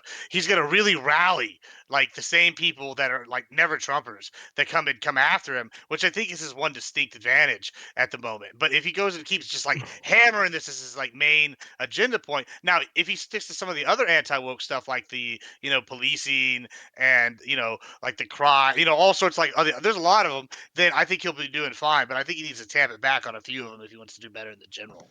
Yo, he's going to get killed on this Black History stuff too. Now, I'm anti-CRT, right? I believe in the 1776 Project, but there's a lot of books that have nothing to do with CRT and that are just Black History books that are getting pulled. So that in the national, he's going to get bloodied up over that one too. But I'm all for anti-woke stuff. But when you get into the Black History stuff, I mean, come on, some of this stuff is a little nuts to me. What's that? Are you talking about the critical race stuff? Well, that's what they're putting it under CRT. Todd, can you give an example of a book DeSantis has banned that you find he shouldn't have banned? Can you give me an example? No, I can't. But I watched the video and they have lists of books that are just definitely not CRT. Again, I'm not for the 1619 program. I believe in Dr. Woodson. He's at Stanford. He did the 1776 Project, right? But I'll get it for you. Hold on. I'll look it up and I'll tell you exactly. There's a wide list of books that don't fall under CRT that are actually have some Black history in them. Again, I hate CRT, Derek Bell, its Inception. It goes to Well, you critical guys theory. keep saying woke stuff well, Not me. Gibbs Because woke used and to mean something Sparky. different. Right. Woke used to mean you were awake, and now woke means like you're I guess whatever woke means nowadays. But it Yeah, used to mean that's something what I'm different asking. 20 years ago. I'm an old head, so Sure. I want to first of all thank you for the $5, William Cozart. Here you go, Wick. Thank you. I appreciate you. More, please. I do need more money. We are kind of down on the money side on YouTube, so we want to get that up if we can, and on Twitch as well. So if you feel like donating, please do. But I won't harp on that too much. I want Sparky and Gibbs to tell and all of you to tell me what woke means in your mind. Like, what does woke mean? Honestly, I think one of the whole what is woke, it's the over policing of politically correct language through a progressive lens. That's really where it is. And I think Ron DeSantis actually, I think his campaign against woke speaks more to normies than it does anything. People are sick and tired of things like being called cisgender. No, that's normal. Okay, you're transgender or you're normal. That's there you go. Do you consider cis a slur? Actually, yes, because of the modern day usage.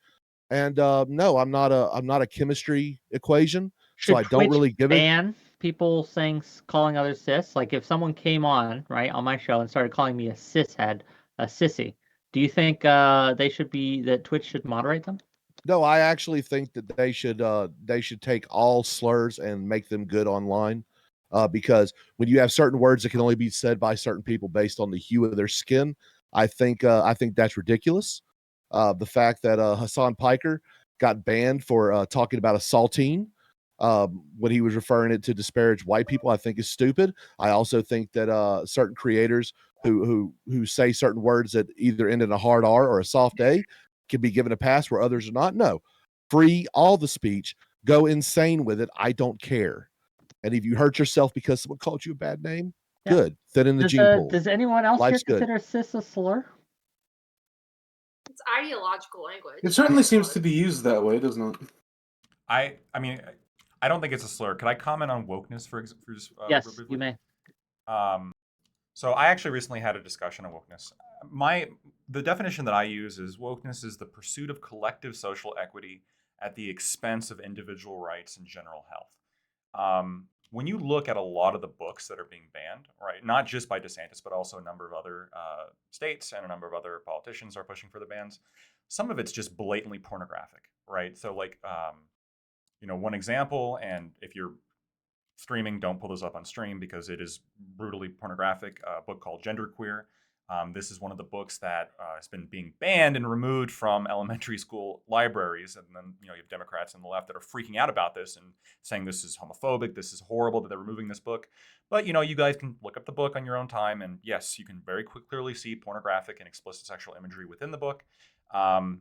And so this would be an example of, it's so important to kind of push this sort of collective social equity that we're willing to expose children to pornography in the pursuit of doing so. And then he's criticized. And then you have people like DeSantis, who's been very good on this wokeness thing, by the way. You have him being criticized for the most part, somewhat leading the charge here, right? I actually really disagree a little bit. I mean, I understand where you're coming from, Gibbs, but I think that even if electorally it might not be the best strategy, which I'm not even sure about that. I think it actually is a good strategy.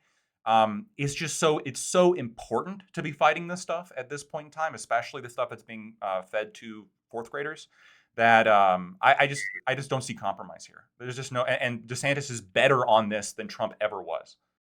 I agree with that, and I mean, like I said, that's one of the reasons why I like him. I like, and I would much prefer him over Trump.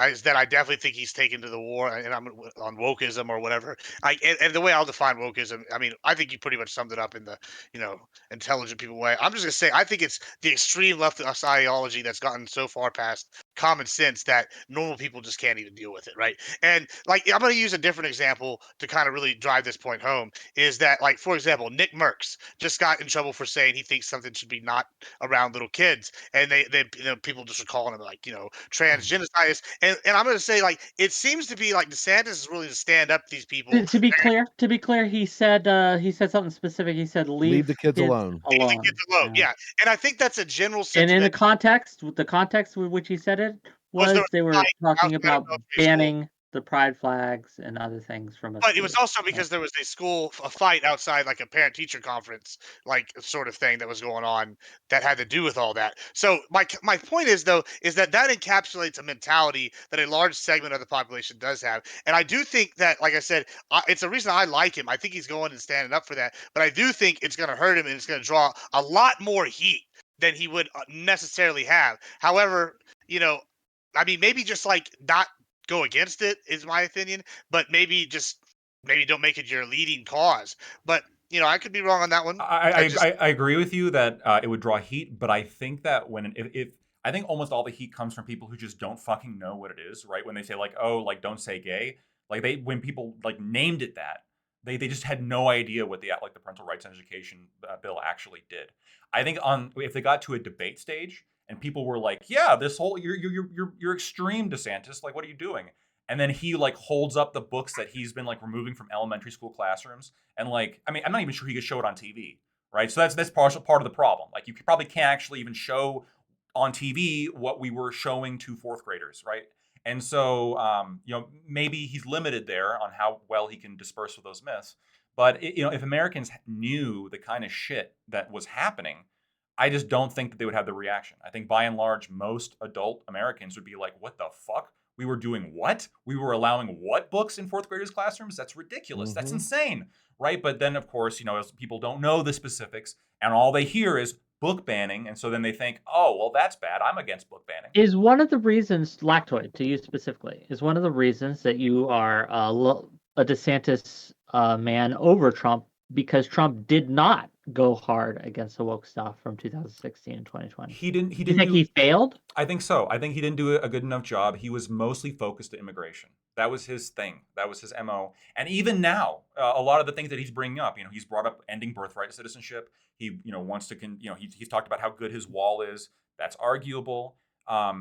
He's like none of his rhetoric and none of his policies, to me, seem to be as focused on what I think the real issue here is, other than compared to DeSantis. I'm not denying that he did a little bit of that, right? There were, he countered the 1619 project, and he, argued against it, and his people did as well. And I'll give him credit for that, but I just don't think he's as aggressive with it as DeSantis is. So he also did things like he made sure to ban transgender people from serving in the United States military, thereby saving U.S. citizens tons of money for their treatments, and also helping the readiness of the United States military, because transgender people cannot deploy while going through any of their transitioning, because we don't have time for gender affirming care downrange in war zones. He actually, Trump did a lot of good things that were countering transgender ban in the military. Yes, if anyone has a mental disorder, you should not be allowed to serve. Okay, I mean, that's what I came in under. Right, that'll be another debate sometime. But I mean, if you can't trust the reality that you live in, how can we trust your judgment on the battlefield? We'll you can't look in the mirror. Can't look in the mirror and go, "Hey, this is what I am." But I want to go over, because Lactoid brings up a good point, right? Or and what I mean by that is, I'm curious, like, candidates aside, what is your most important issue coming up in the 2024 election? What issue or group of issues are going to drive your vote here? I'm just curious. What are you most concerned about or most interested in the 2024? And we'll start with Sparky, and we'll just go around, and you can talk about that. Number one issue is going to be national sovereignty, and secondary is going to be the economy. Economy. Can you elaborate on the economy? What does the economy mean? Our economy is in shit right now. I actually want to do away with the reliance on foreign countries for manufacturing. I want to return manufacturing back to America. I want to actually impose not only tariffs, but in complete blockades on China to starve them out, because we supply a third of their food. We need to end all trade with China right now. We need to starve out those people. And let's make America great by actually building America through its foundational efforts through the economy and through national sovereignty. Gibbs, go ahead. What do you think? Yeah, I'm gonna echo that. I like, I'm even more of an anti-China guy than he is. I mean, I'm thinking we should just like glass the whole country, but that's neither here nor there. I'm saying that we got to stand up to China in the economy. He basically hit the 2 points I was gonna hit. Those are probably my two biggest, and then I'd probably add a third, which is the war against wokeism. And like, I mean, it's pervasive all throughout like every culture right now. You just see like everything's super agenda based, and you just see things being done just for the sake of being done, and it's got to stop. It's just got to stop. Allison. Already muted. Yeah, I want a person who I can trust in foreign policy situations. The instability alluded to earlier as like a positive, for me that is a negative. And I think DeSantis would keep a cool head in stressful situations like that, and also low taxes. Okay, so taxes and foreign policy. Next up, Lactoid. Wokeism, like other than that, like wokeism, you gave your rant on that, but what else? Well, that's my main thing when it comes Okay, to so this. that's your reason to tear. Well, that's one of the main reasons, because I think that's going to have the most impact on generations going forward, right? Like they're like the propaganda that's being put in schools right now is going to have very long-term impacts that we just can't predict. I think it's going to be brutal. The other and then other policies would just be really just, again, shrinking government, less coercive power, letting people keep more of what they worked for. So, Okay, Todd, what do you vote? What's your main issue? Yeah, it's immigration, because if you don't have a sovereign border, you don't have a sovereign nation. Basically, even though Aircraft Sparky threw some shots earlier on my loyalty thing, I'm agreeing with him. Those two in that direct order too. A lot of Chinese nationals are coming in. I think that they're advanced teams. I think that they're actually. I mean, I imagine it's kind of hard to get out of Elaborate China. on that, please. I think, okay, so I believe that this is a hypothesis from a book that was written in like 1990, something warfare by two Chinese generals. I think they're sending teams here, right? And then what they'll do is they'll attack infrastructure, railways, like all these train derailments. I don't know who's doing that. It seems like there's a bit much. I'm a little bit of a conspiracy theorist. Wait. Go ahead. So you're positing, your hypothesis My is hypothesis, that China, Yep. the country, is Yep. sending in advanced teams through immigration, Chinese and nationals. they Yep. are responsible Yep. for Train derailing the derailments. trains that have happened recently. Some of them, some of Some the of them, sure. fires. Right. And then what they'll do What about is that the I-95 collapsing or No, the well, highway collapsing? listen, Was that China? I don't know about that, but the fact that that tanker, caught on fire right under a point where it needed to catch on fire, again, I-95. I'm from Philadelphia, and never, in my 50 years, there's never been a collapse. So again, I don't have you the seen the information. streets in Philadelphia? I have. I'm from Philadelphia. Yeah, It's a matter of Kensington time. and Allegheny. Yeah, but dude, listen, the fire is what caused that, right? The fire being right underneath there. So again, I don't know. I don't have any information on it, but again, Chinese run Illuminati, bro. They're coming for us, don't you know? listen, you could I'm laugh curious. about that all you want. There's paranoid and there's paying attention, buddy. I do both. I'm a little paranoid and I pay attention. So anyway, so what else? Like, so that's your main issue, immigration, because you Yeah, believe that immigration- China is sending advanced teams to sabotage us. well, not only that, but again, the first thing that's a little bit of a stretch. I did say that, but no, the first thing is if you don't have a sovereign border, you don't have a country. Okay. You know what I mean? So you don't have a sovereign nation. Then I posited because again, yeah, I do really believe that they are sending over. We'll call them wet teams. We'll call them hit teams, hit squads, right? Okay. I mean, a few years ago, I don't want to turn this into conspiracy theory. I mean, they Plus did. we're on Twitch. To give them a point, they did just arrest a group of individuals that were Chinese agents and send them back. Like, Right. We have secret police stations here. Like, I don't think, I mean, you can laugh about it all you want, but I'll post stuff in Discord because, like I said, I'll show you. Like 2 years ago, there was 13,000 automatic things that would turn a regular gun into an automatic gun. Now, of course, you wouldn't want to do that because the barrel will explode on you. But then they came from China. So I'll link everything while I'm telling you why I think I'm going there. But again, I am admittedly a conspiracy I will theorist. ask you some questions later about this. Oh yeah, because yeah. I have a lot curious of stuff. what you Yeah, think. I'll show you the hypothesis. I don't want Please to derail. do. Go ahead. Please do. I want to get Crambo a chance to answer the question, though. Crambo, coming up in the 2024 election, other than the Chinese secret teams to destroy our infrastructure, what are some of your concerns? Well, I do think China's a concern, but I don't think they're my number one concern. I would say, I mean, first and foremost for me, eternally, it's going to be courts and specifically the Second Amendment. The 2A is in a very interesting place right now, and I think it's important that we allow it to develop to its full potential.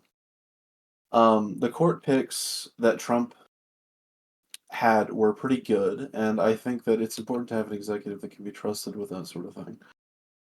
Because these, I mean, I would say even more than the war on wokeism in a lot of ways. The Supreme Court is really the future. It's the way that our nation is going to go for, well, at least 100 years if current precedent stands. Are you So, happy with how the Supreme Court has been handling itself of late, right? The Trump-appointed Supreme Court. Are you happy with how it's been operating? I think they've been great. I think the guys down at the Federalist Project do excellent work. Okay. But that's probably number one for me. But beyond that, I think it's really important that we stand solid behind Ukraine. I think that's For actually an argument for Trump that he's making. Really, I'm sorry, I didn't mean to cut you off, but the Supreme Court thing I think is a really good point for Trump. Mhm. Nobody's talking about because they went against one of the Trump appointees went against the other conservative justices to ensure voting rights for disenfranchised group. So I He think that didn't really pick goes yes. He didn't pick yes men. I mean, he picked solid justices. right. Yeah. So I'm saying that I think that he did a really good job. I think that that's a good point that you make right there Mm. for Trump. That they're not just politically like blindsided, which was what I think you want in a Supreme Court justice. No, you definitely don't want someone that's just completely politically biased. I Yeah. haven't been happy with every decision they've made, but I don't want decisions made down ideological lines. I would rather have them use the basis of history We of don't. the nation and things like that when you're talking about constitutional I'm bills. not. I'm not a Republican partisan, right? I open this by Yeah. saying that I'm like classically liberal. So I think that having 5 clones of right wing Sotomayor would be just the same as having 4 clones of Sotomayor on the court. But like I really do think that's where Trump did well. But anyway, my issues for the election, I think the economics are a big one.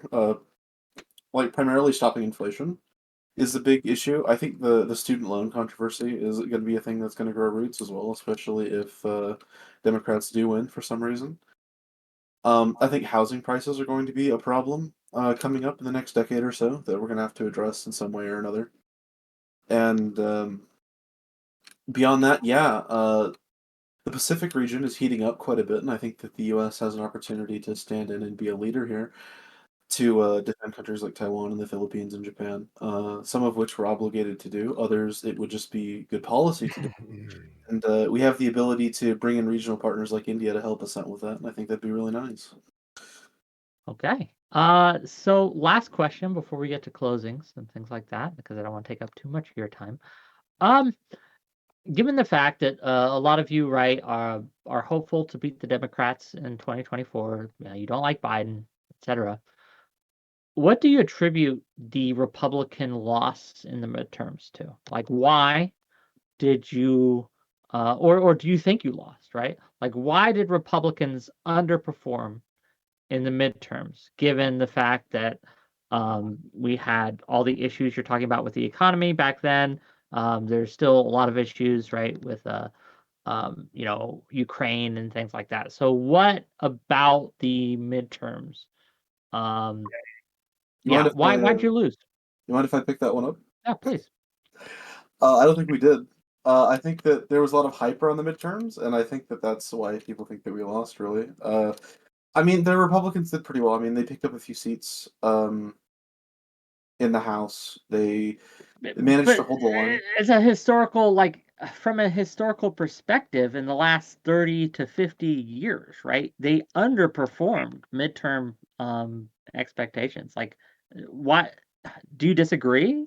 I The Republicans did, but not by a huge amount. I mean, it's I- within normal range.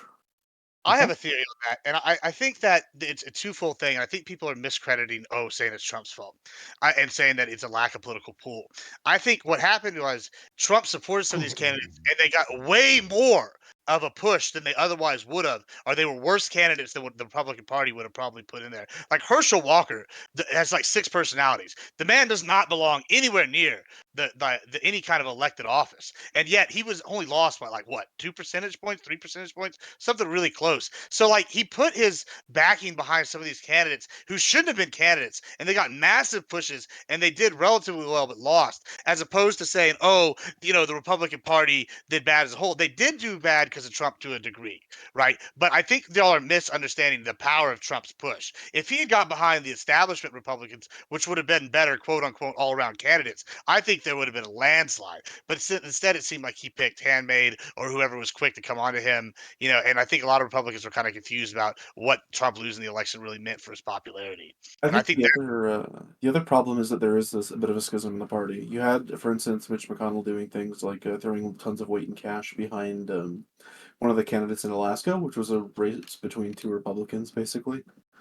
And they like just the strategy between Trump's team and like the RNC was not coordinated in a way that it very well could have been. And I feel like it would have been a lot more effective if everyone was pulling in the same direction. Okay. $5, Canadian dollars, unfortunately, from Testicle Johnson to ask this question. Great panel. As a registered Republican, I have a quick question for the panel. Should DeSantis perhaps marry a black man to appeal to a wider base? Hey, you paid me money. The question is which one of them has to wear the dress. Good question. Fair enough. You should marry Andrew Gillum. Okay. Fair enough.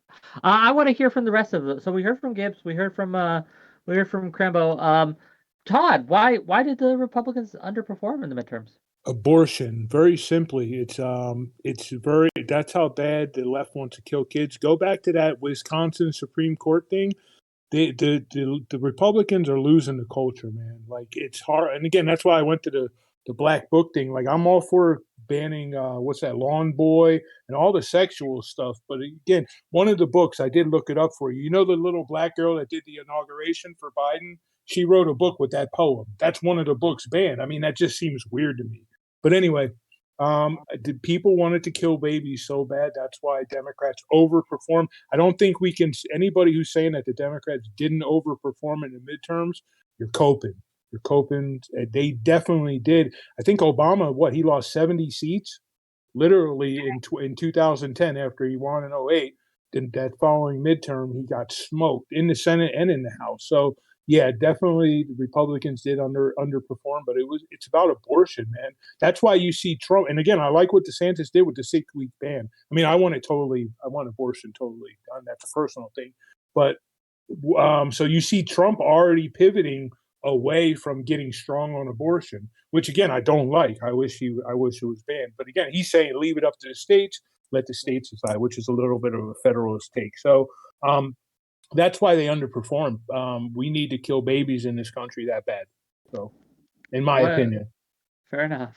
What other opinions you got? Sparky, why'd they underperform? Actually, I don't think the Republicans underperformed. I actually think Democrats overperformed.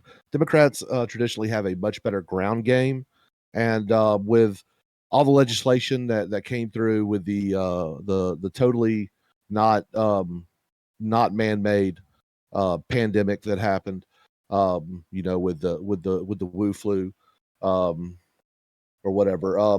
They took advantage of a great situation, and they've always had great ground game. When it comes to midterm elections, outcome is low.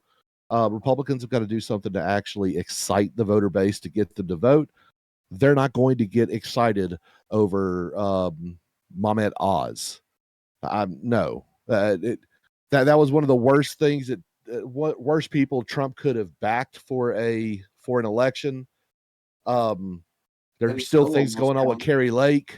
We don't know how that's actually going to come out. Yeah, but the other side voted for Fetterman. That's what you're up against. You're up against an actual stroke victim. People would rather vote for someone who is mentally incompetent over a So no matter loser who you would like put in Mohamed there, Oz. again, You he's guys not even see- from Pennsylvania. That was one of the biggest things. Why? And he had a fundraiser where he was making coup d'etat. I don't know what that is, but as a regular person, I mean, you don't come off as being very in touch with your And he's constituency when you're making coup Pudding d'etat. with his fingers, so that's a question. That's Well, well, you listen, guys it's along see- the same lines. Eating coup d'etat and eating pudding with your fingers are equal in my book. Okay. Did you guys But, see the recent press conference with where Fetterman and Biden were together on stage? Oh, Yes, God. and that's what I'm saying. And you got 81 million people who voted for Biden allegedly.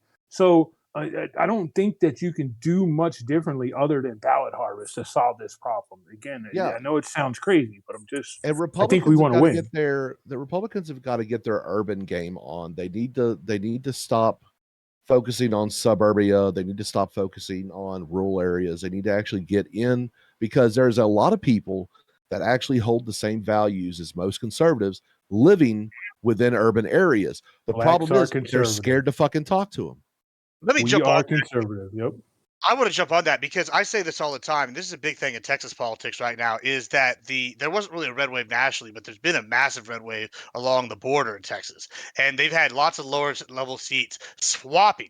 And the reason for that is exactly what he was just saying, which is that there's a lot of groups, mainly the Hispanic Catholics, that are basically aligned all their views with Republicans, except for one, which is immigration. And even then, that's actually kind of switching to the local born versus the immigrants, and then Mexico versus the rest of the country. It's turned into a whole complicated mess down there, but it is turning them into Republican voters, and the Republicans have to figure out, like they did back with the Irish way back in the day, is turn them into honorary Republicans and get them on in there, and that's going to make them set for the future. And I think that's what they're figuring out in South Texas, and to an extent they're figuring it out in Florida.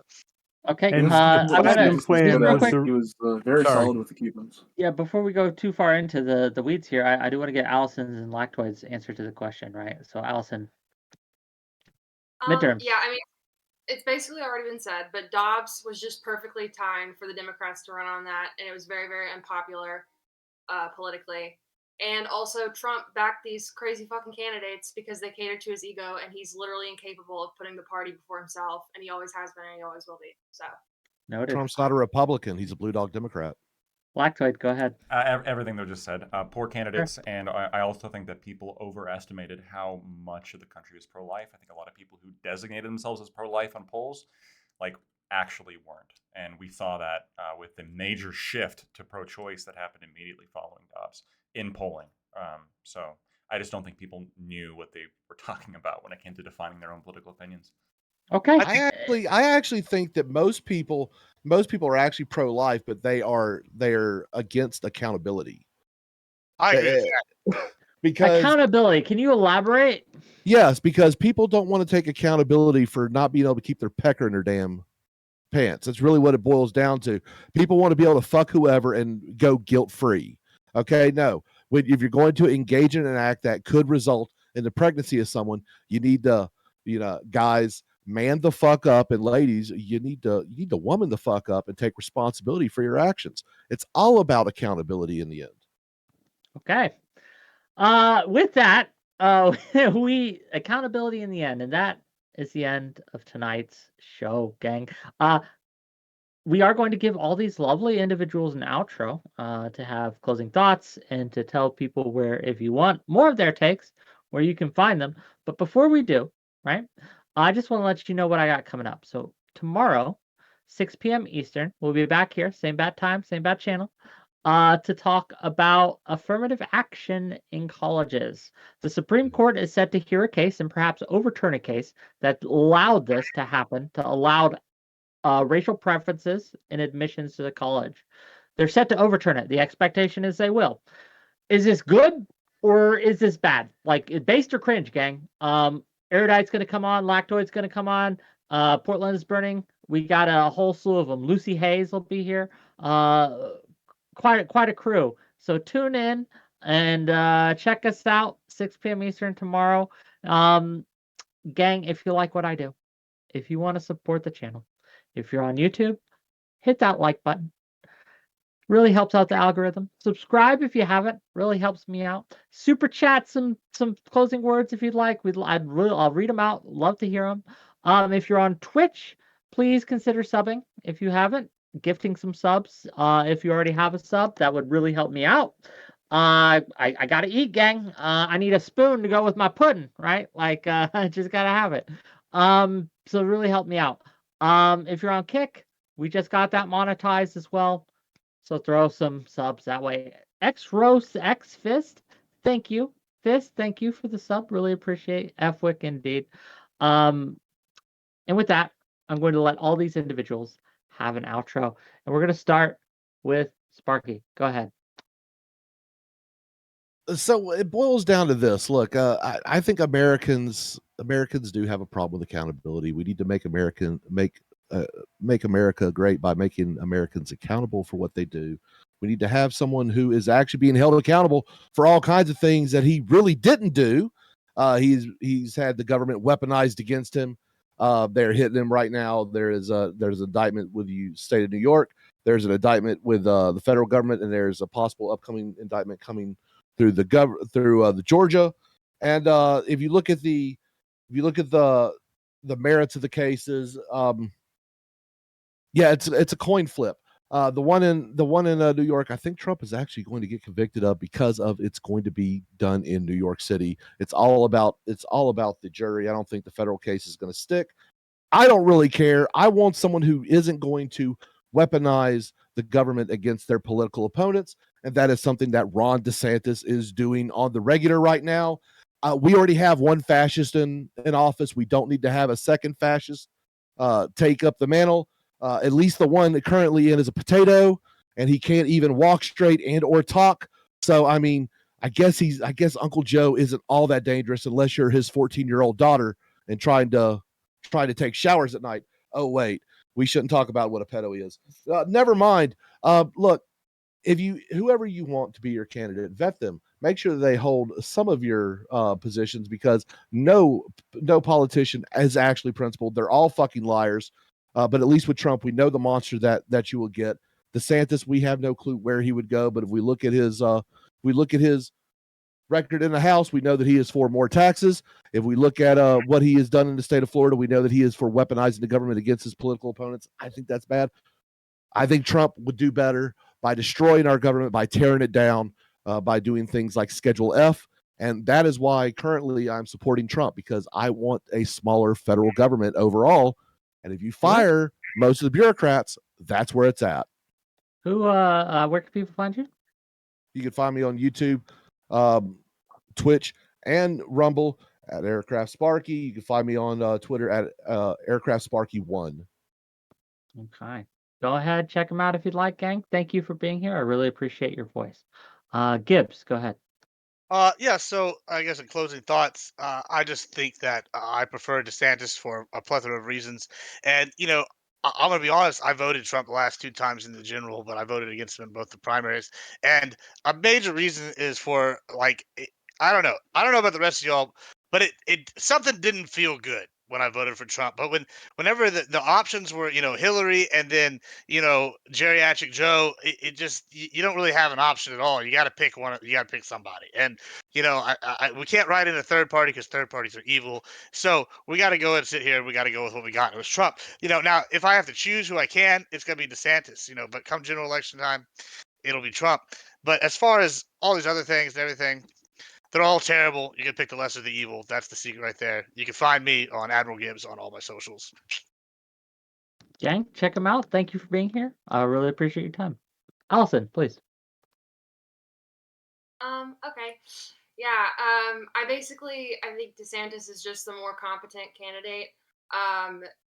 There were criticisms of him for being authoritarian earlier. Honestly, I mean, he clearly believes in a strong executive, right? If you're worried about expanding presidential power, then it's a fair concern. But I honestly think that every single presidential candidate in the modern era is going to be for a strong executive.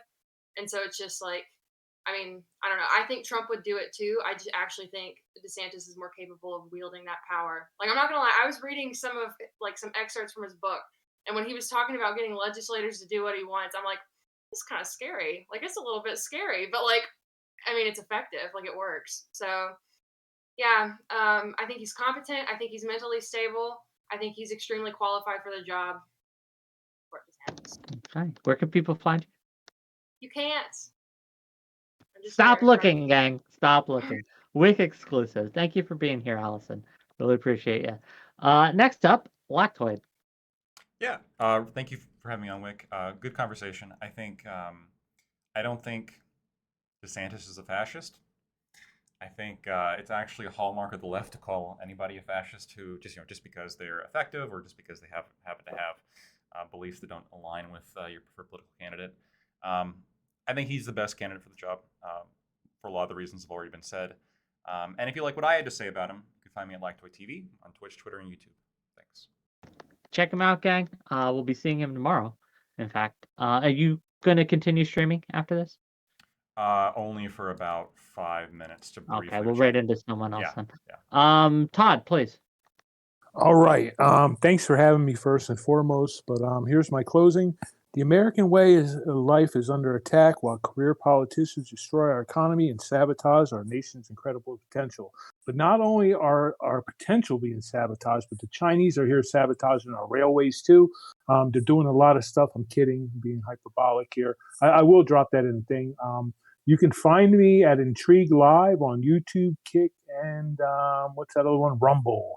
I don't stream much though. Transitioning, been very busy in life, so haven't been streaming much lately. So thank everybody. Sorry for the autism, but that's what you get. I think I got CTE and autism, so it's like a wicked combination. Anyway, thanks for having me, and check me out if you want. Maybe I'll be back in the future. Intrigue Live, you said? Intrigue Live. Intrigue.live. Gang, check him out. Thank you for taking time out of your busy schedule to come and talk to us. I really appreciate your perspective. Thank you. Next up, we have Crambo, please. I was pretty quiet this time, but I'll make up for it now. Wick, in the interest of integrity, I need to have some words with you, my boy. Got to stand up for the other team on this one. Begging for money for a spoon for your pudding. It's disgraceful. Eating pudding with your fingers is good enough for Ronnie DeSantis, 47th President of the United States. It's good enough for you, my man. Well, thank you for being here. Where can people find you if they want to find you? I mean, people can see my Discord. That's about all I've got. Okay. Well, in that case, see you tomorrow, gang. We're going to rate out Lactoid's not streaming. Are any of you streaming on Twitch right now or no? I am, but I don't know how much longer I'm going to be on. You're going to go off too? Okay. We'll I'll go be into we'll go into Ice Beans then.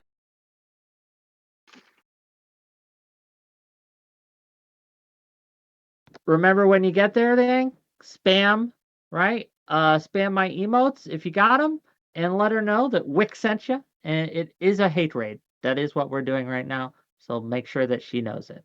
And yeah, with that, I'll bid thee all. Bye-bye. Bye, everyone. Bye. Hate raid. Okay. Thanks again for coming, gang. Appreciate all of you. And I'll reach out to Lactoid and Sparky and maybe some other, if you guys want to argue that guns are less dangerous than voting. I want to have that discussion, but I want to, there's a lot that got brought up that I really wanted to drill down into. So but, guns aren't dangerous. People are. enough. That's really all it is. It's just a tool. But no, I don't understand how people cannot see the weaponization of government as a tool of fascism. That's not a leftist perspective. That's actual reality. I'd encourage you to just read the briefs, dude. It's not what's going on with Disney. I'm just going by what's being reported and everything I've read, man. I haven't gone through all the case law because I work on airplanes, dude. I teach people how to rebuild jet engines and shit. I can give you a YouTube channel of a Florida lawyer who specializes in special districts if you'd like the rundown. Yeah, man. Who is it? His name is Legal Mindset on YouTube. Oh, yeah. I know him. Yeah. Yeah, he has been following this from the beginning, and he talks about how it's not weaponization of government action at all. This is just how Florida special district law has always been. Well, I got issues when the executive actually takes that much of special interest. Because, dude, I actually hate Disney. I hated the fact that they were able to govern themselves. But there's a certain way things have to be done. And when I see that violated, it bothers me. Okay. All right, take care, Wick. I got a mouth too. See you. Thanks for having me. No, it was cool talking to all y'all. Probably a little different than some of you guys are used to. But it's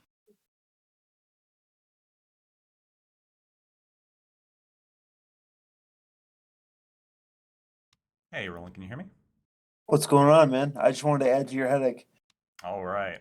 So you're gonna give me some. You're gonna send me down another rabbit hole, huh? Is that what's Yes. happening? All right, Uh, hit me. How do you define equity in law? Okay. So my understanding of equity is there's like equity is different than equality in the sense of equity is quite literally equality of the outcome. So equity is how do we make sure these two people, wind up in the same position, as opposed to how do we make sure they both have their rights respected or equal opportunity or anything along those lines. Is that in law too? I don't think there's like I could be wrong. I don't think at least I haven't worked with any specific legal definition of equity. I don't think there's like Okay. a Supreme Court case that's like defined this is what equity means. I just think they're just go off of Okay. that definition, I believe. So I don't know how much backstory you want because we wanted to keep this short, but so I was going through a human growth and development curriculum curation process by a district in my area that's in a large county. And this is the definition of equity they get. They have three terms: equity, educational equity, and health equity. And only equity is not cited to a third person source. But their definition of equity is the constant act of everyone engaging in purposeful, educational, social justice leadership to disrupt acts of injustice and dismantle systems of oppression and marginalization that produce disparities. Okay, the constant act of everyone engaging in purposeful, educational, social justice leadership to disrupt injustice, and then what was after that? To disrupt acts of injustice and dismantle systems of oppression and marginalization that produce disparities.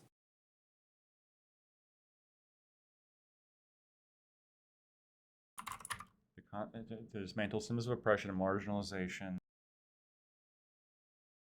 That produce disparities.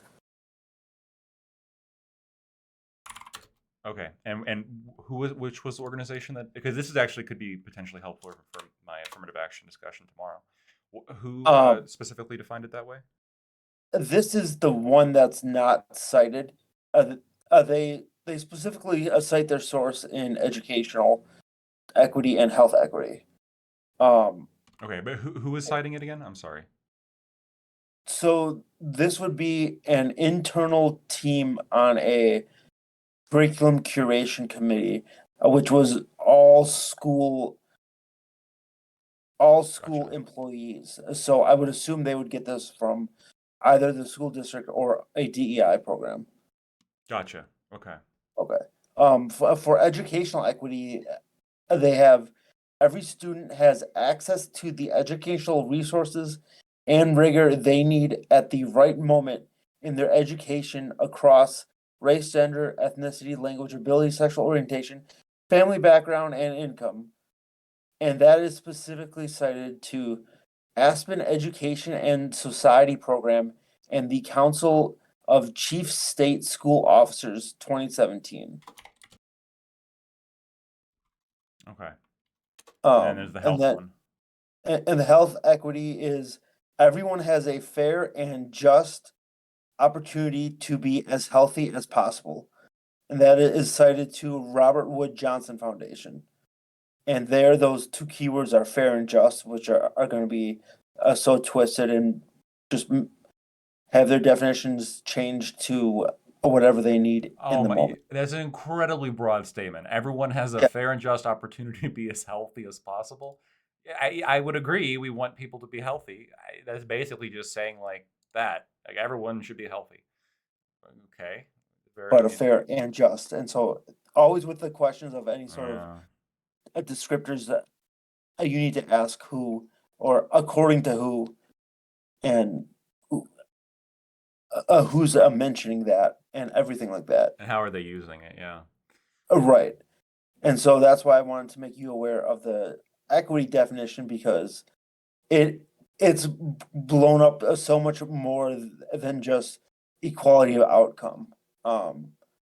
It it gets into more what they want to do in order to achieve the equality of outcome, and that is disrupt and dismantle.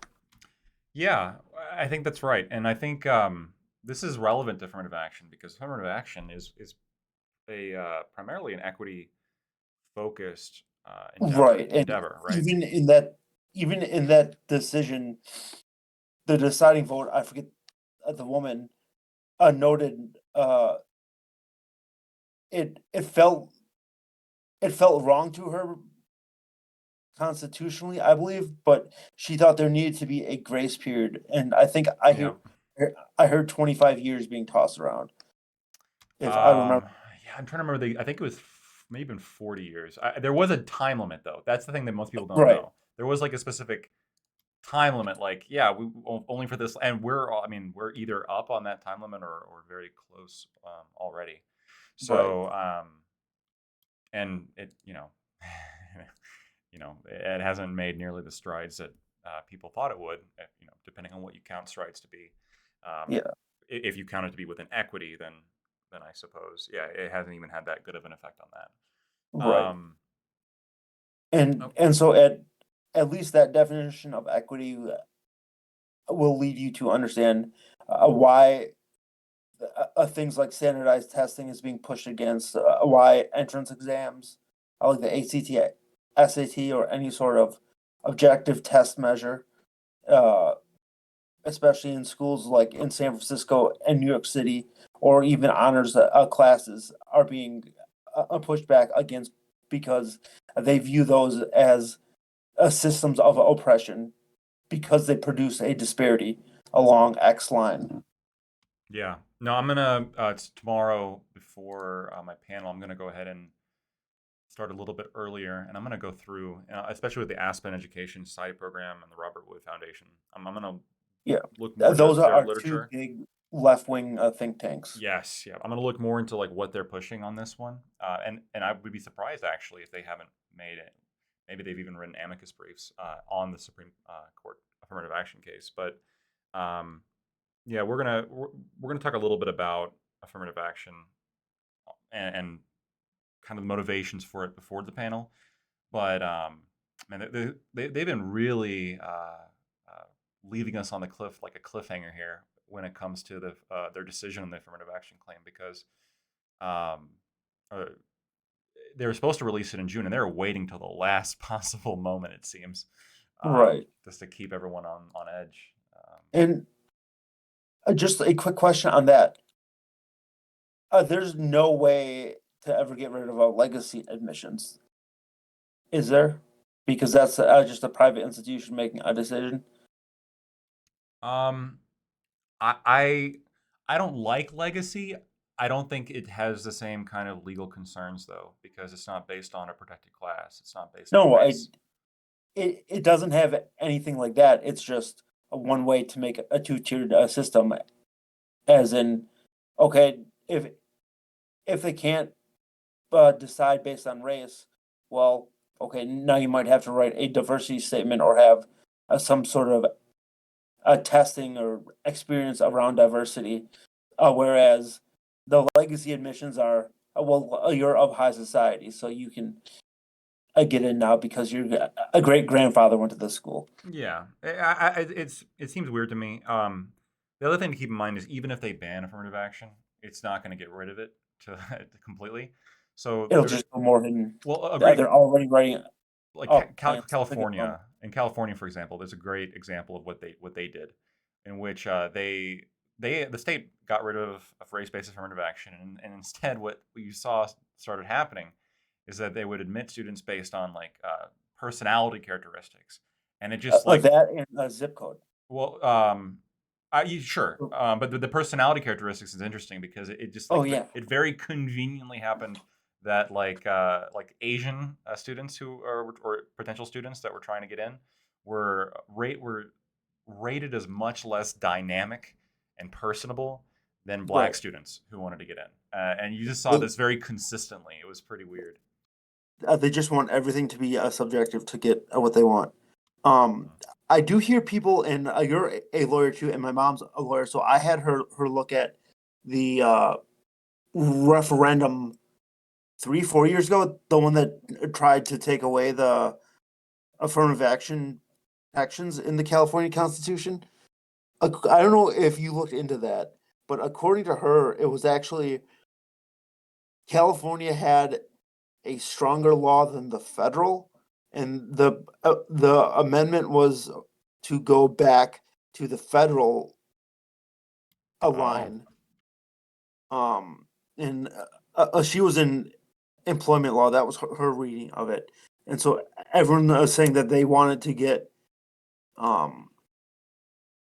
just rid of affirmative action, or sorry, rid of whatever the opposite of affirmative action might be slightly wrong on that. It would just revert to the federal, but affirmative action and all the choice, like you said, they found ways to get around even that because they'll just use code words when they meet up with you. Yeah, no, I'll look more into the referendum language itself. I could be wrong on that. I just remember having a discussion with somebody, and um, I read some article headlines, and the idea that I walked away with was um, that they did ban it. I know that they, for a fact, that they were using personality tests to essentially do a race-based affirmative action. Right. But I'll look at more into the actual language of the referendum, especially if they didn't fully ban it. Then I shouldn't be saying that. So I'll take a look at that. But no, you gave me some stuff to go down a rabbit hole on and to dig into. So Okay, man. I don't want to keep you long. I know you're not feeling well. no, you're good, brother. Hey, thanks for stopping by, and thanks for the information. Yeah, man. I have a good one. Yep, you too. Peace. Cool. All right. All right, everybody. So, as I've stated, I am struggling a little bit right now. Even before I went on the panel, I had I had a migraine. You probably noticed maybe a little. Some of you finding the right words has been a little bit more difficult for me this time around, but I think overall it was okay. And I think we made good points. So. And thank you guys too for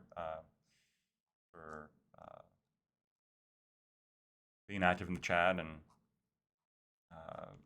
pointing out some things. Yeah, like, well, hold on a minute, that doesn't make any sense, or that's a good point, and that makes sense.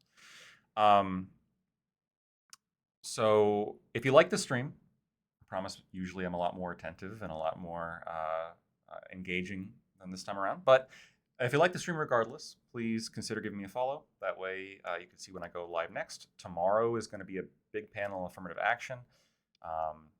That one's going to be a lot of fun. And then we're going to be doing, and then when the affirmative action opinion drops, we're going to be doing a full reading of that, along with an analysis comparing to prior affirmative action cases, Abake and a number of others. So, yeah, thank you guys so much for the support. And to all of you that follow, that are active in the chat, and that contribute to the stream with bits and subs, thank you guys all so much. You guys are awesome. We're going to go ahead and raid out now. We're going to go ahead and raid on into Not So Erudite. She just went online, and yeah, makes sense to me. Yeah, so Feder, not only will I leave the VOD up, assuming I would only pull the VOD down if I was concerned that other people were saying things that could get my stream in trouble. If that's the case, you can find it on YouTube. I upload my VODs to my YouTube channel, and so you could find all my VODs there. In fact, I've got a couple VODs I actually have to move over after this. So You can find all my VODs there, and I won't delete those. And I try not to delete my Twitch VODs unless I absolutely have to. So, yeah, really appreciate you guys. And we're going to go ahead and rain on out. And yeah, good shit.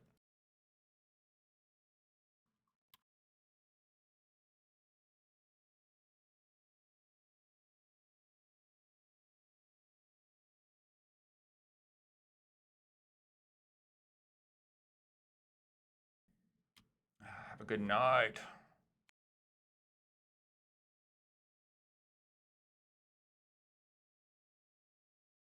Alex still likes to come after you.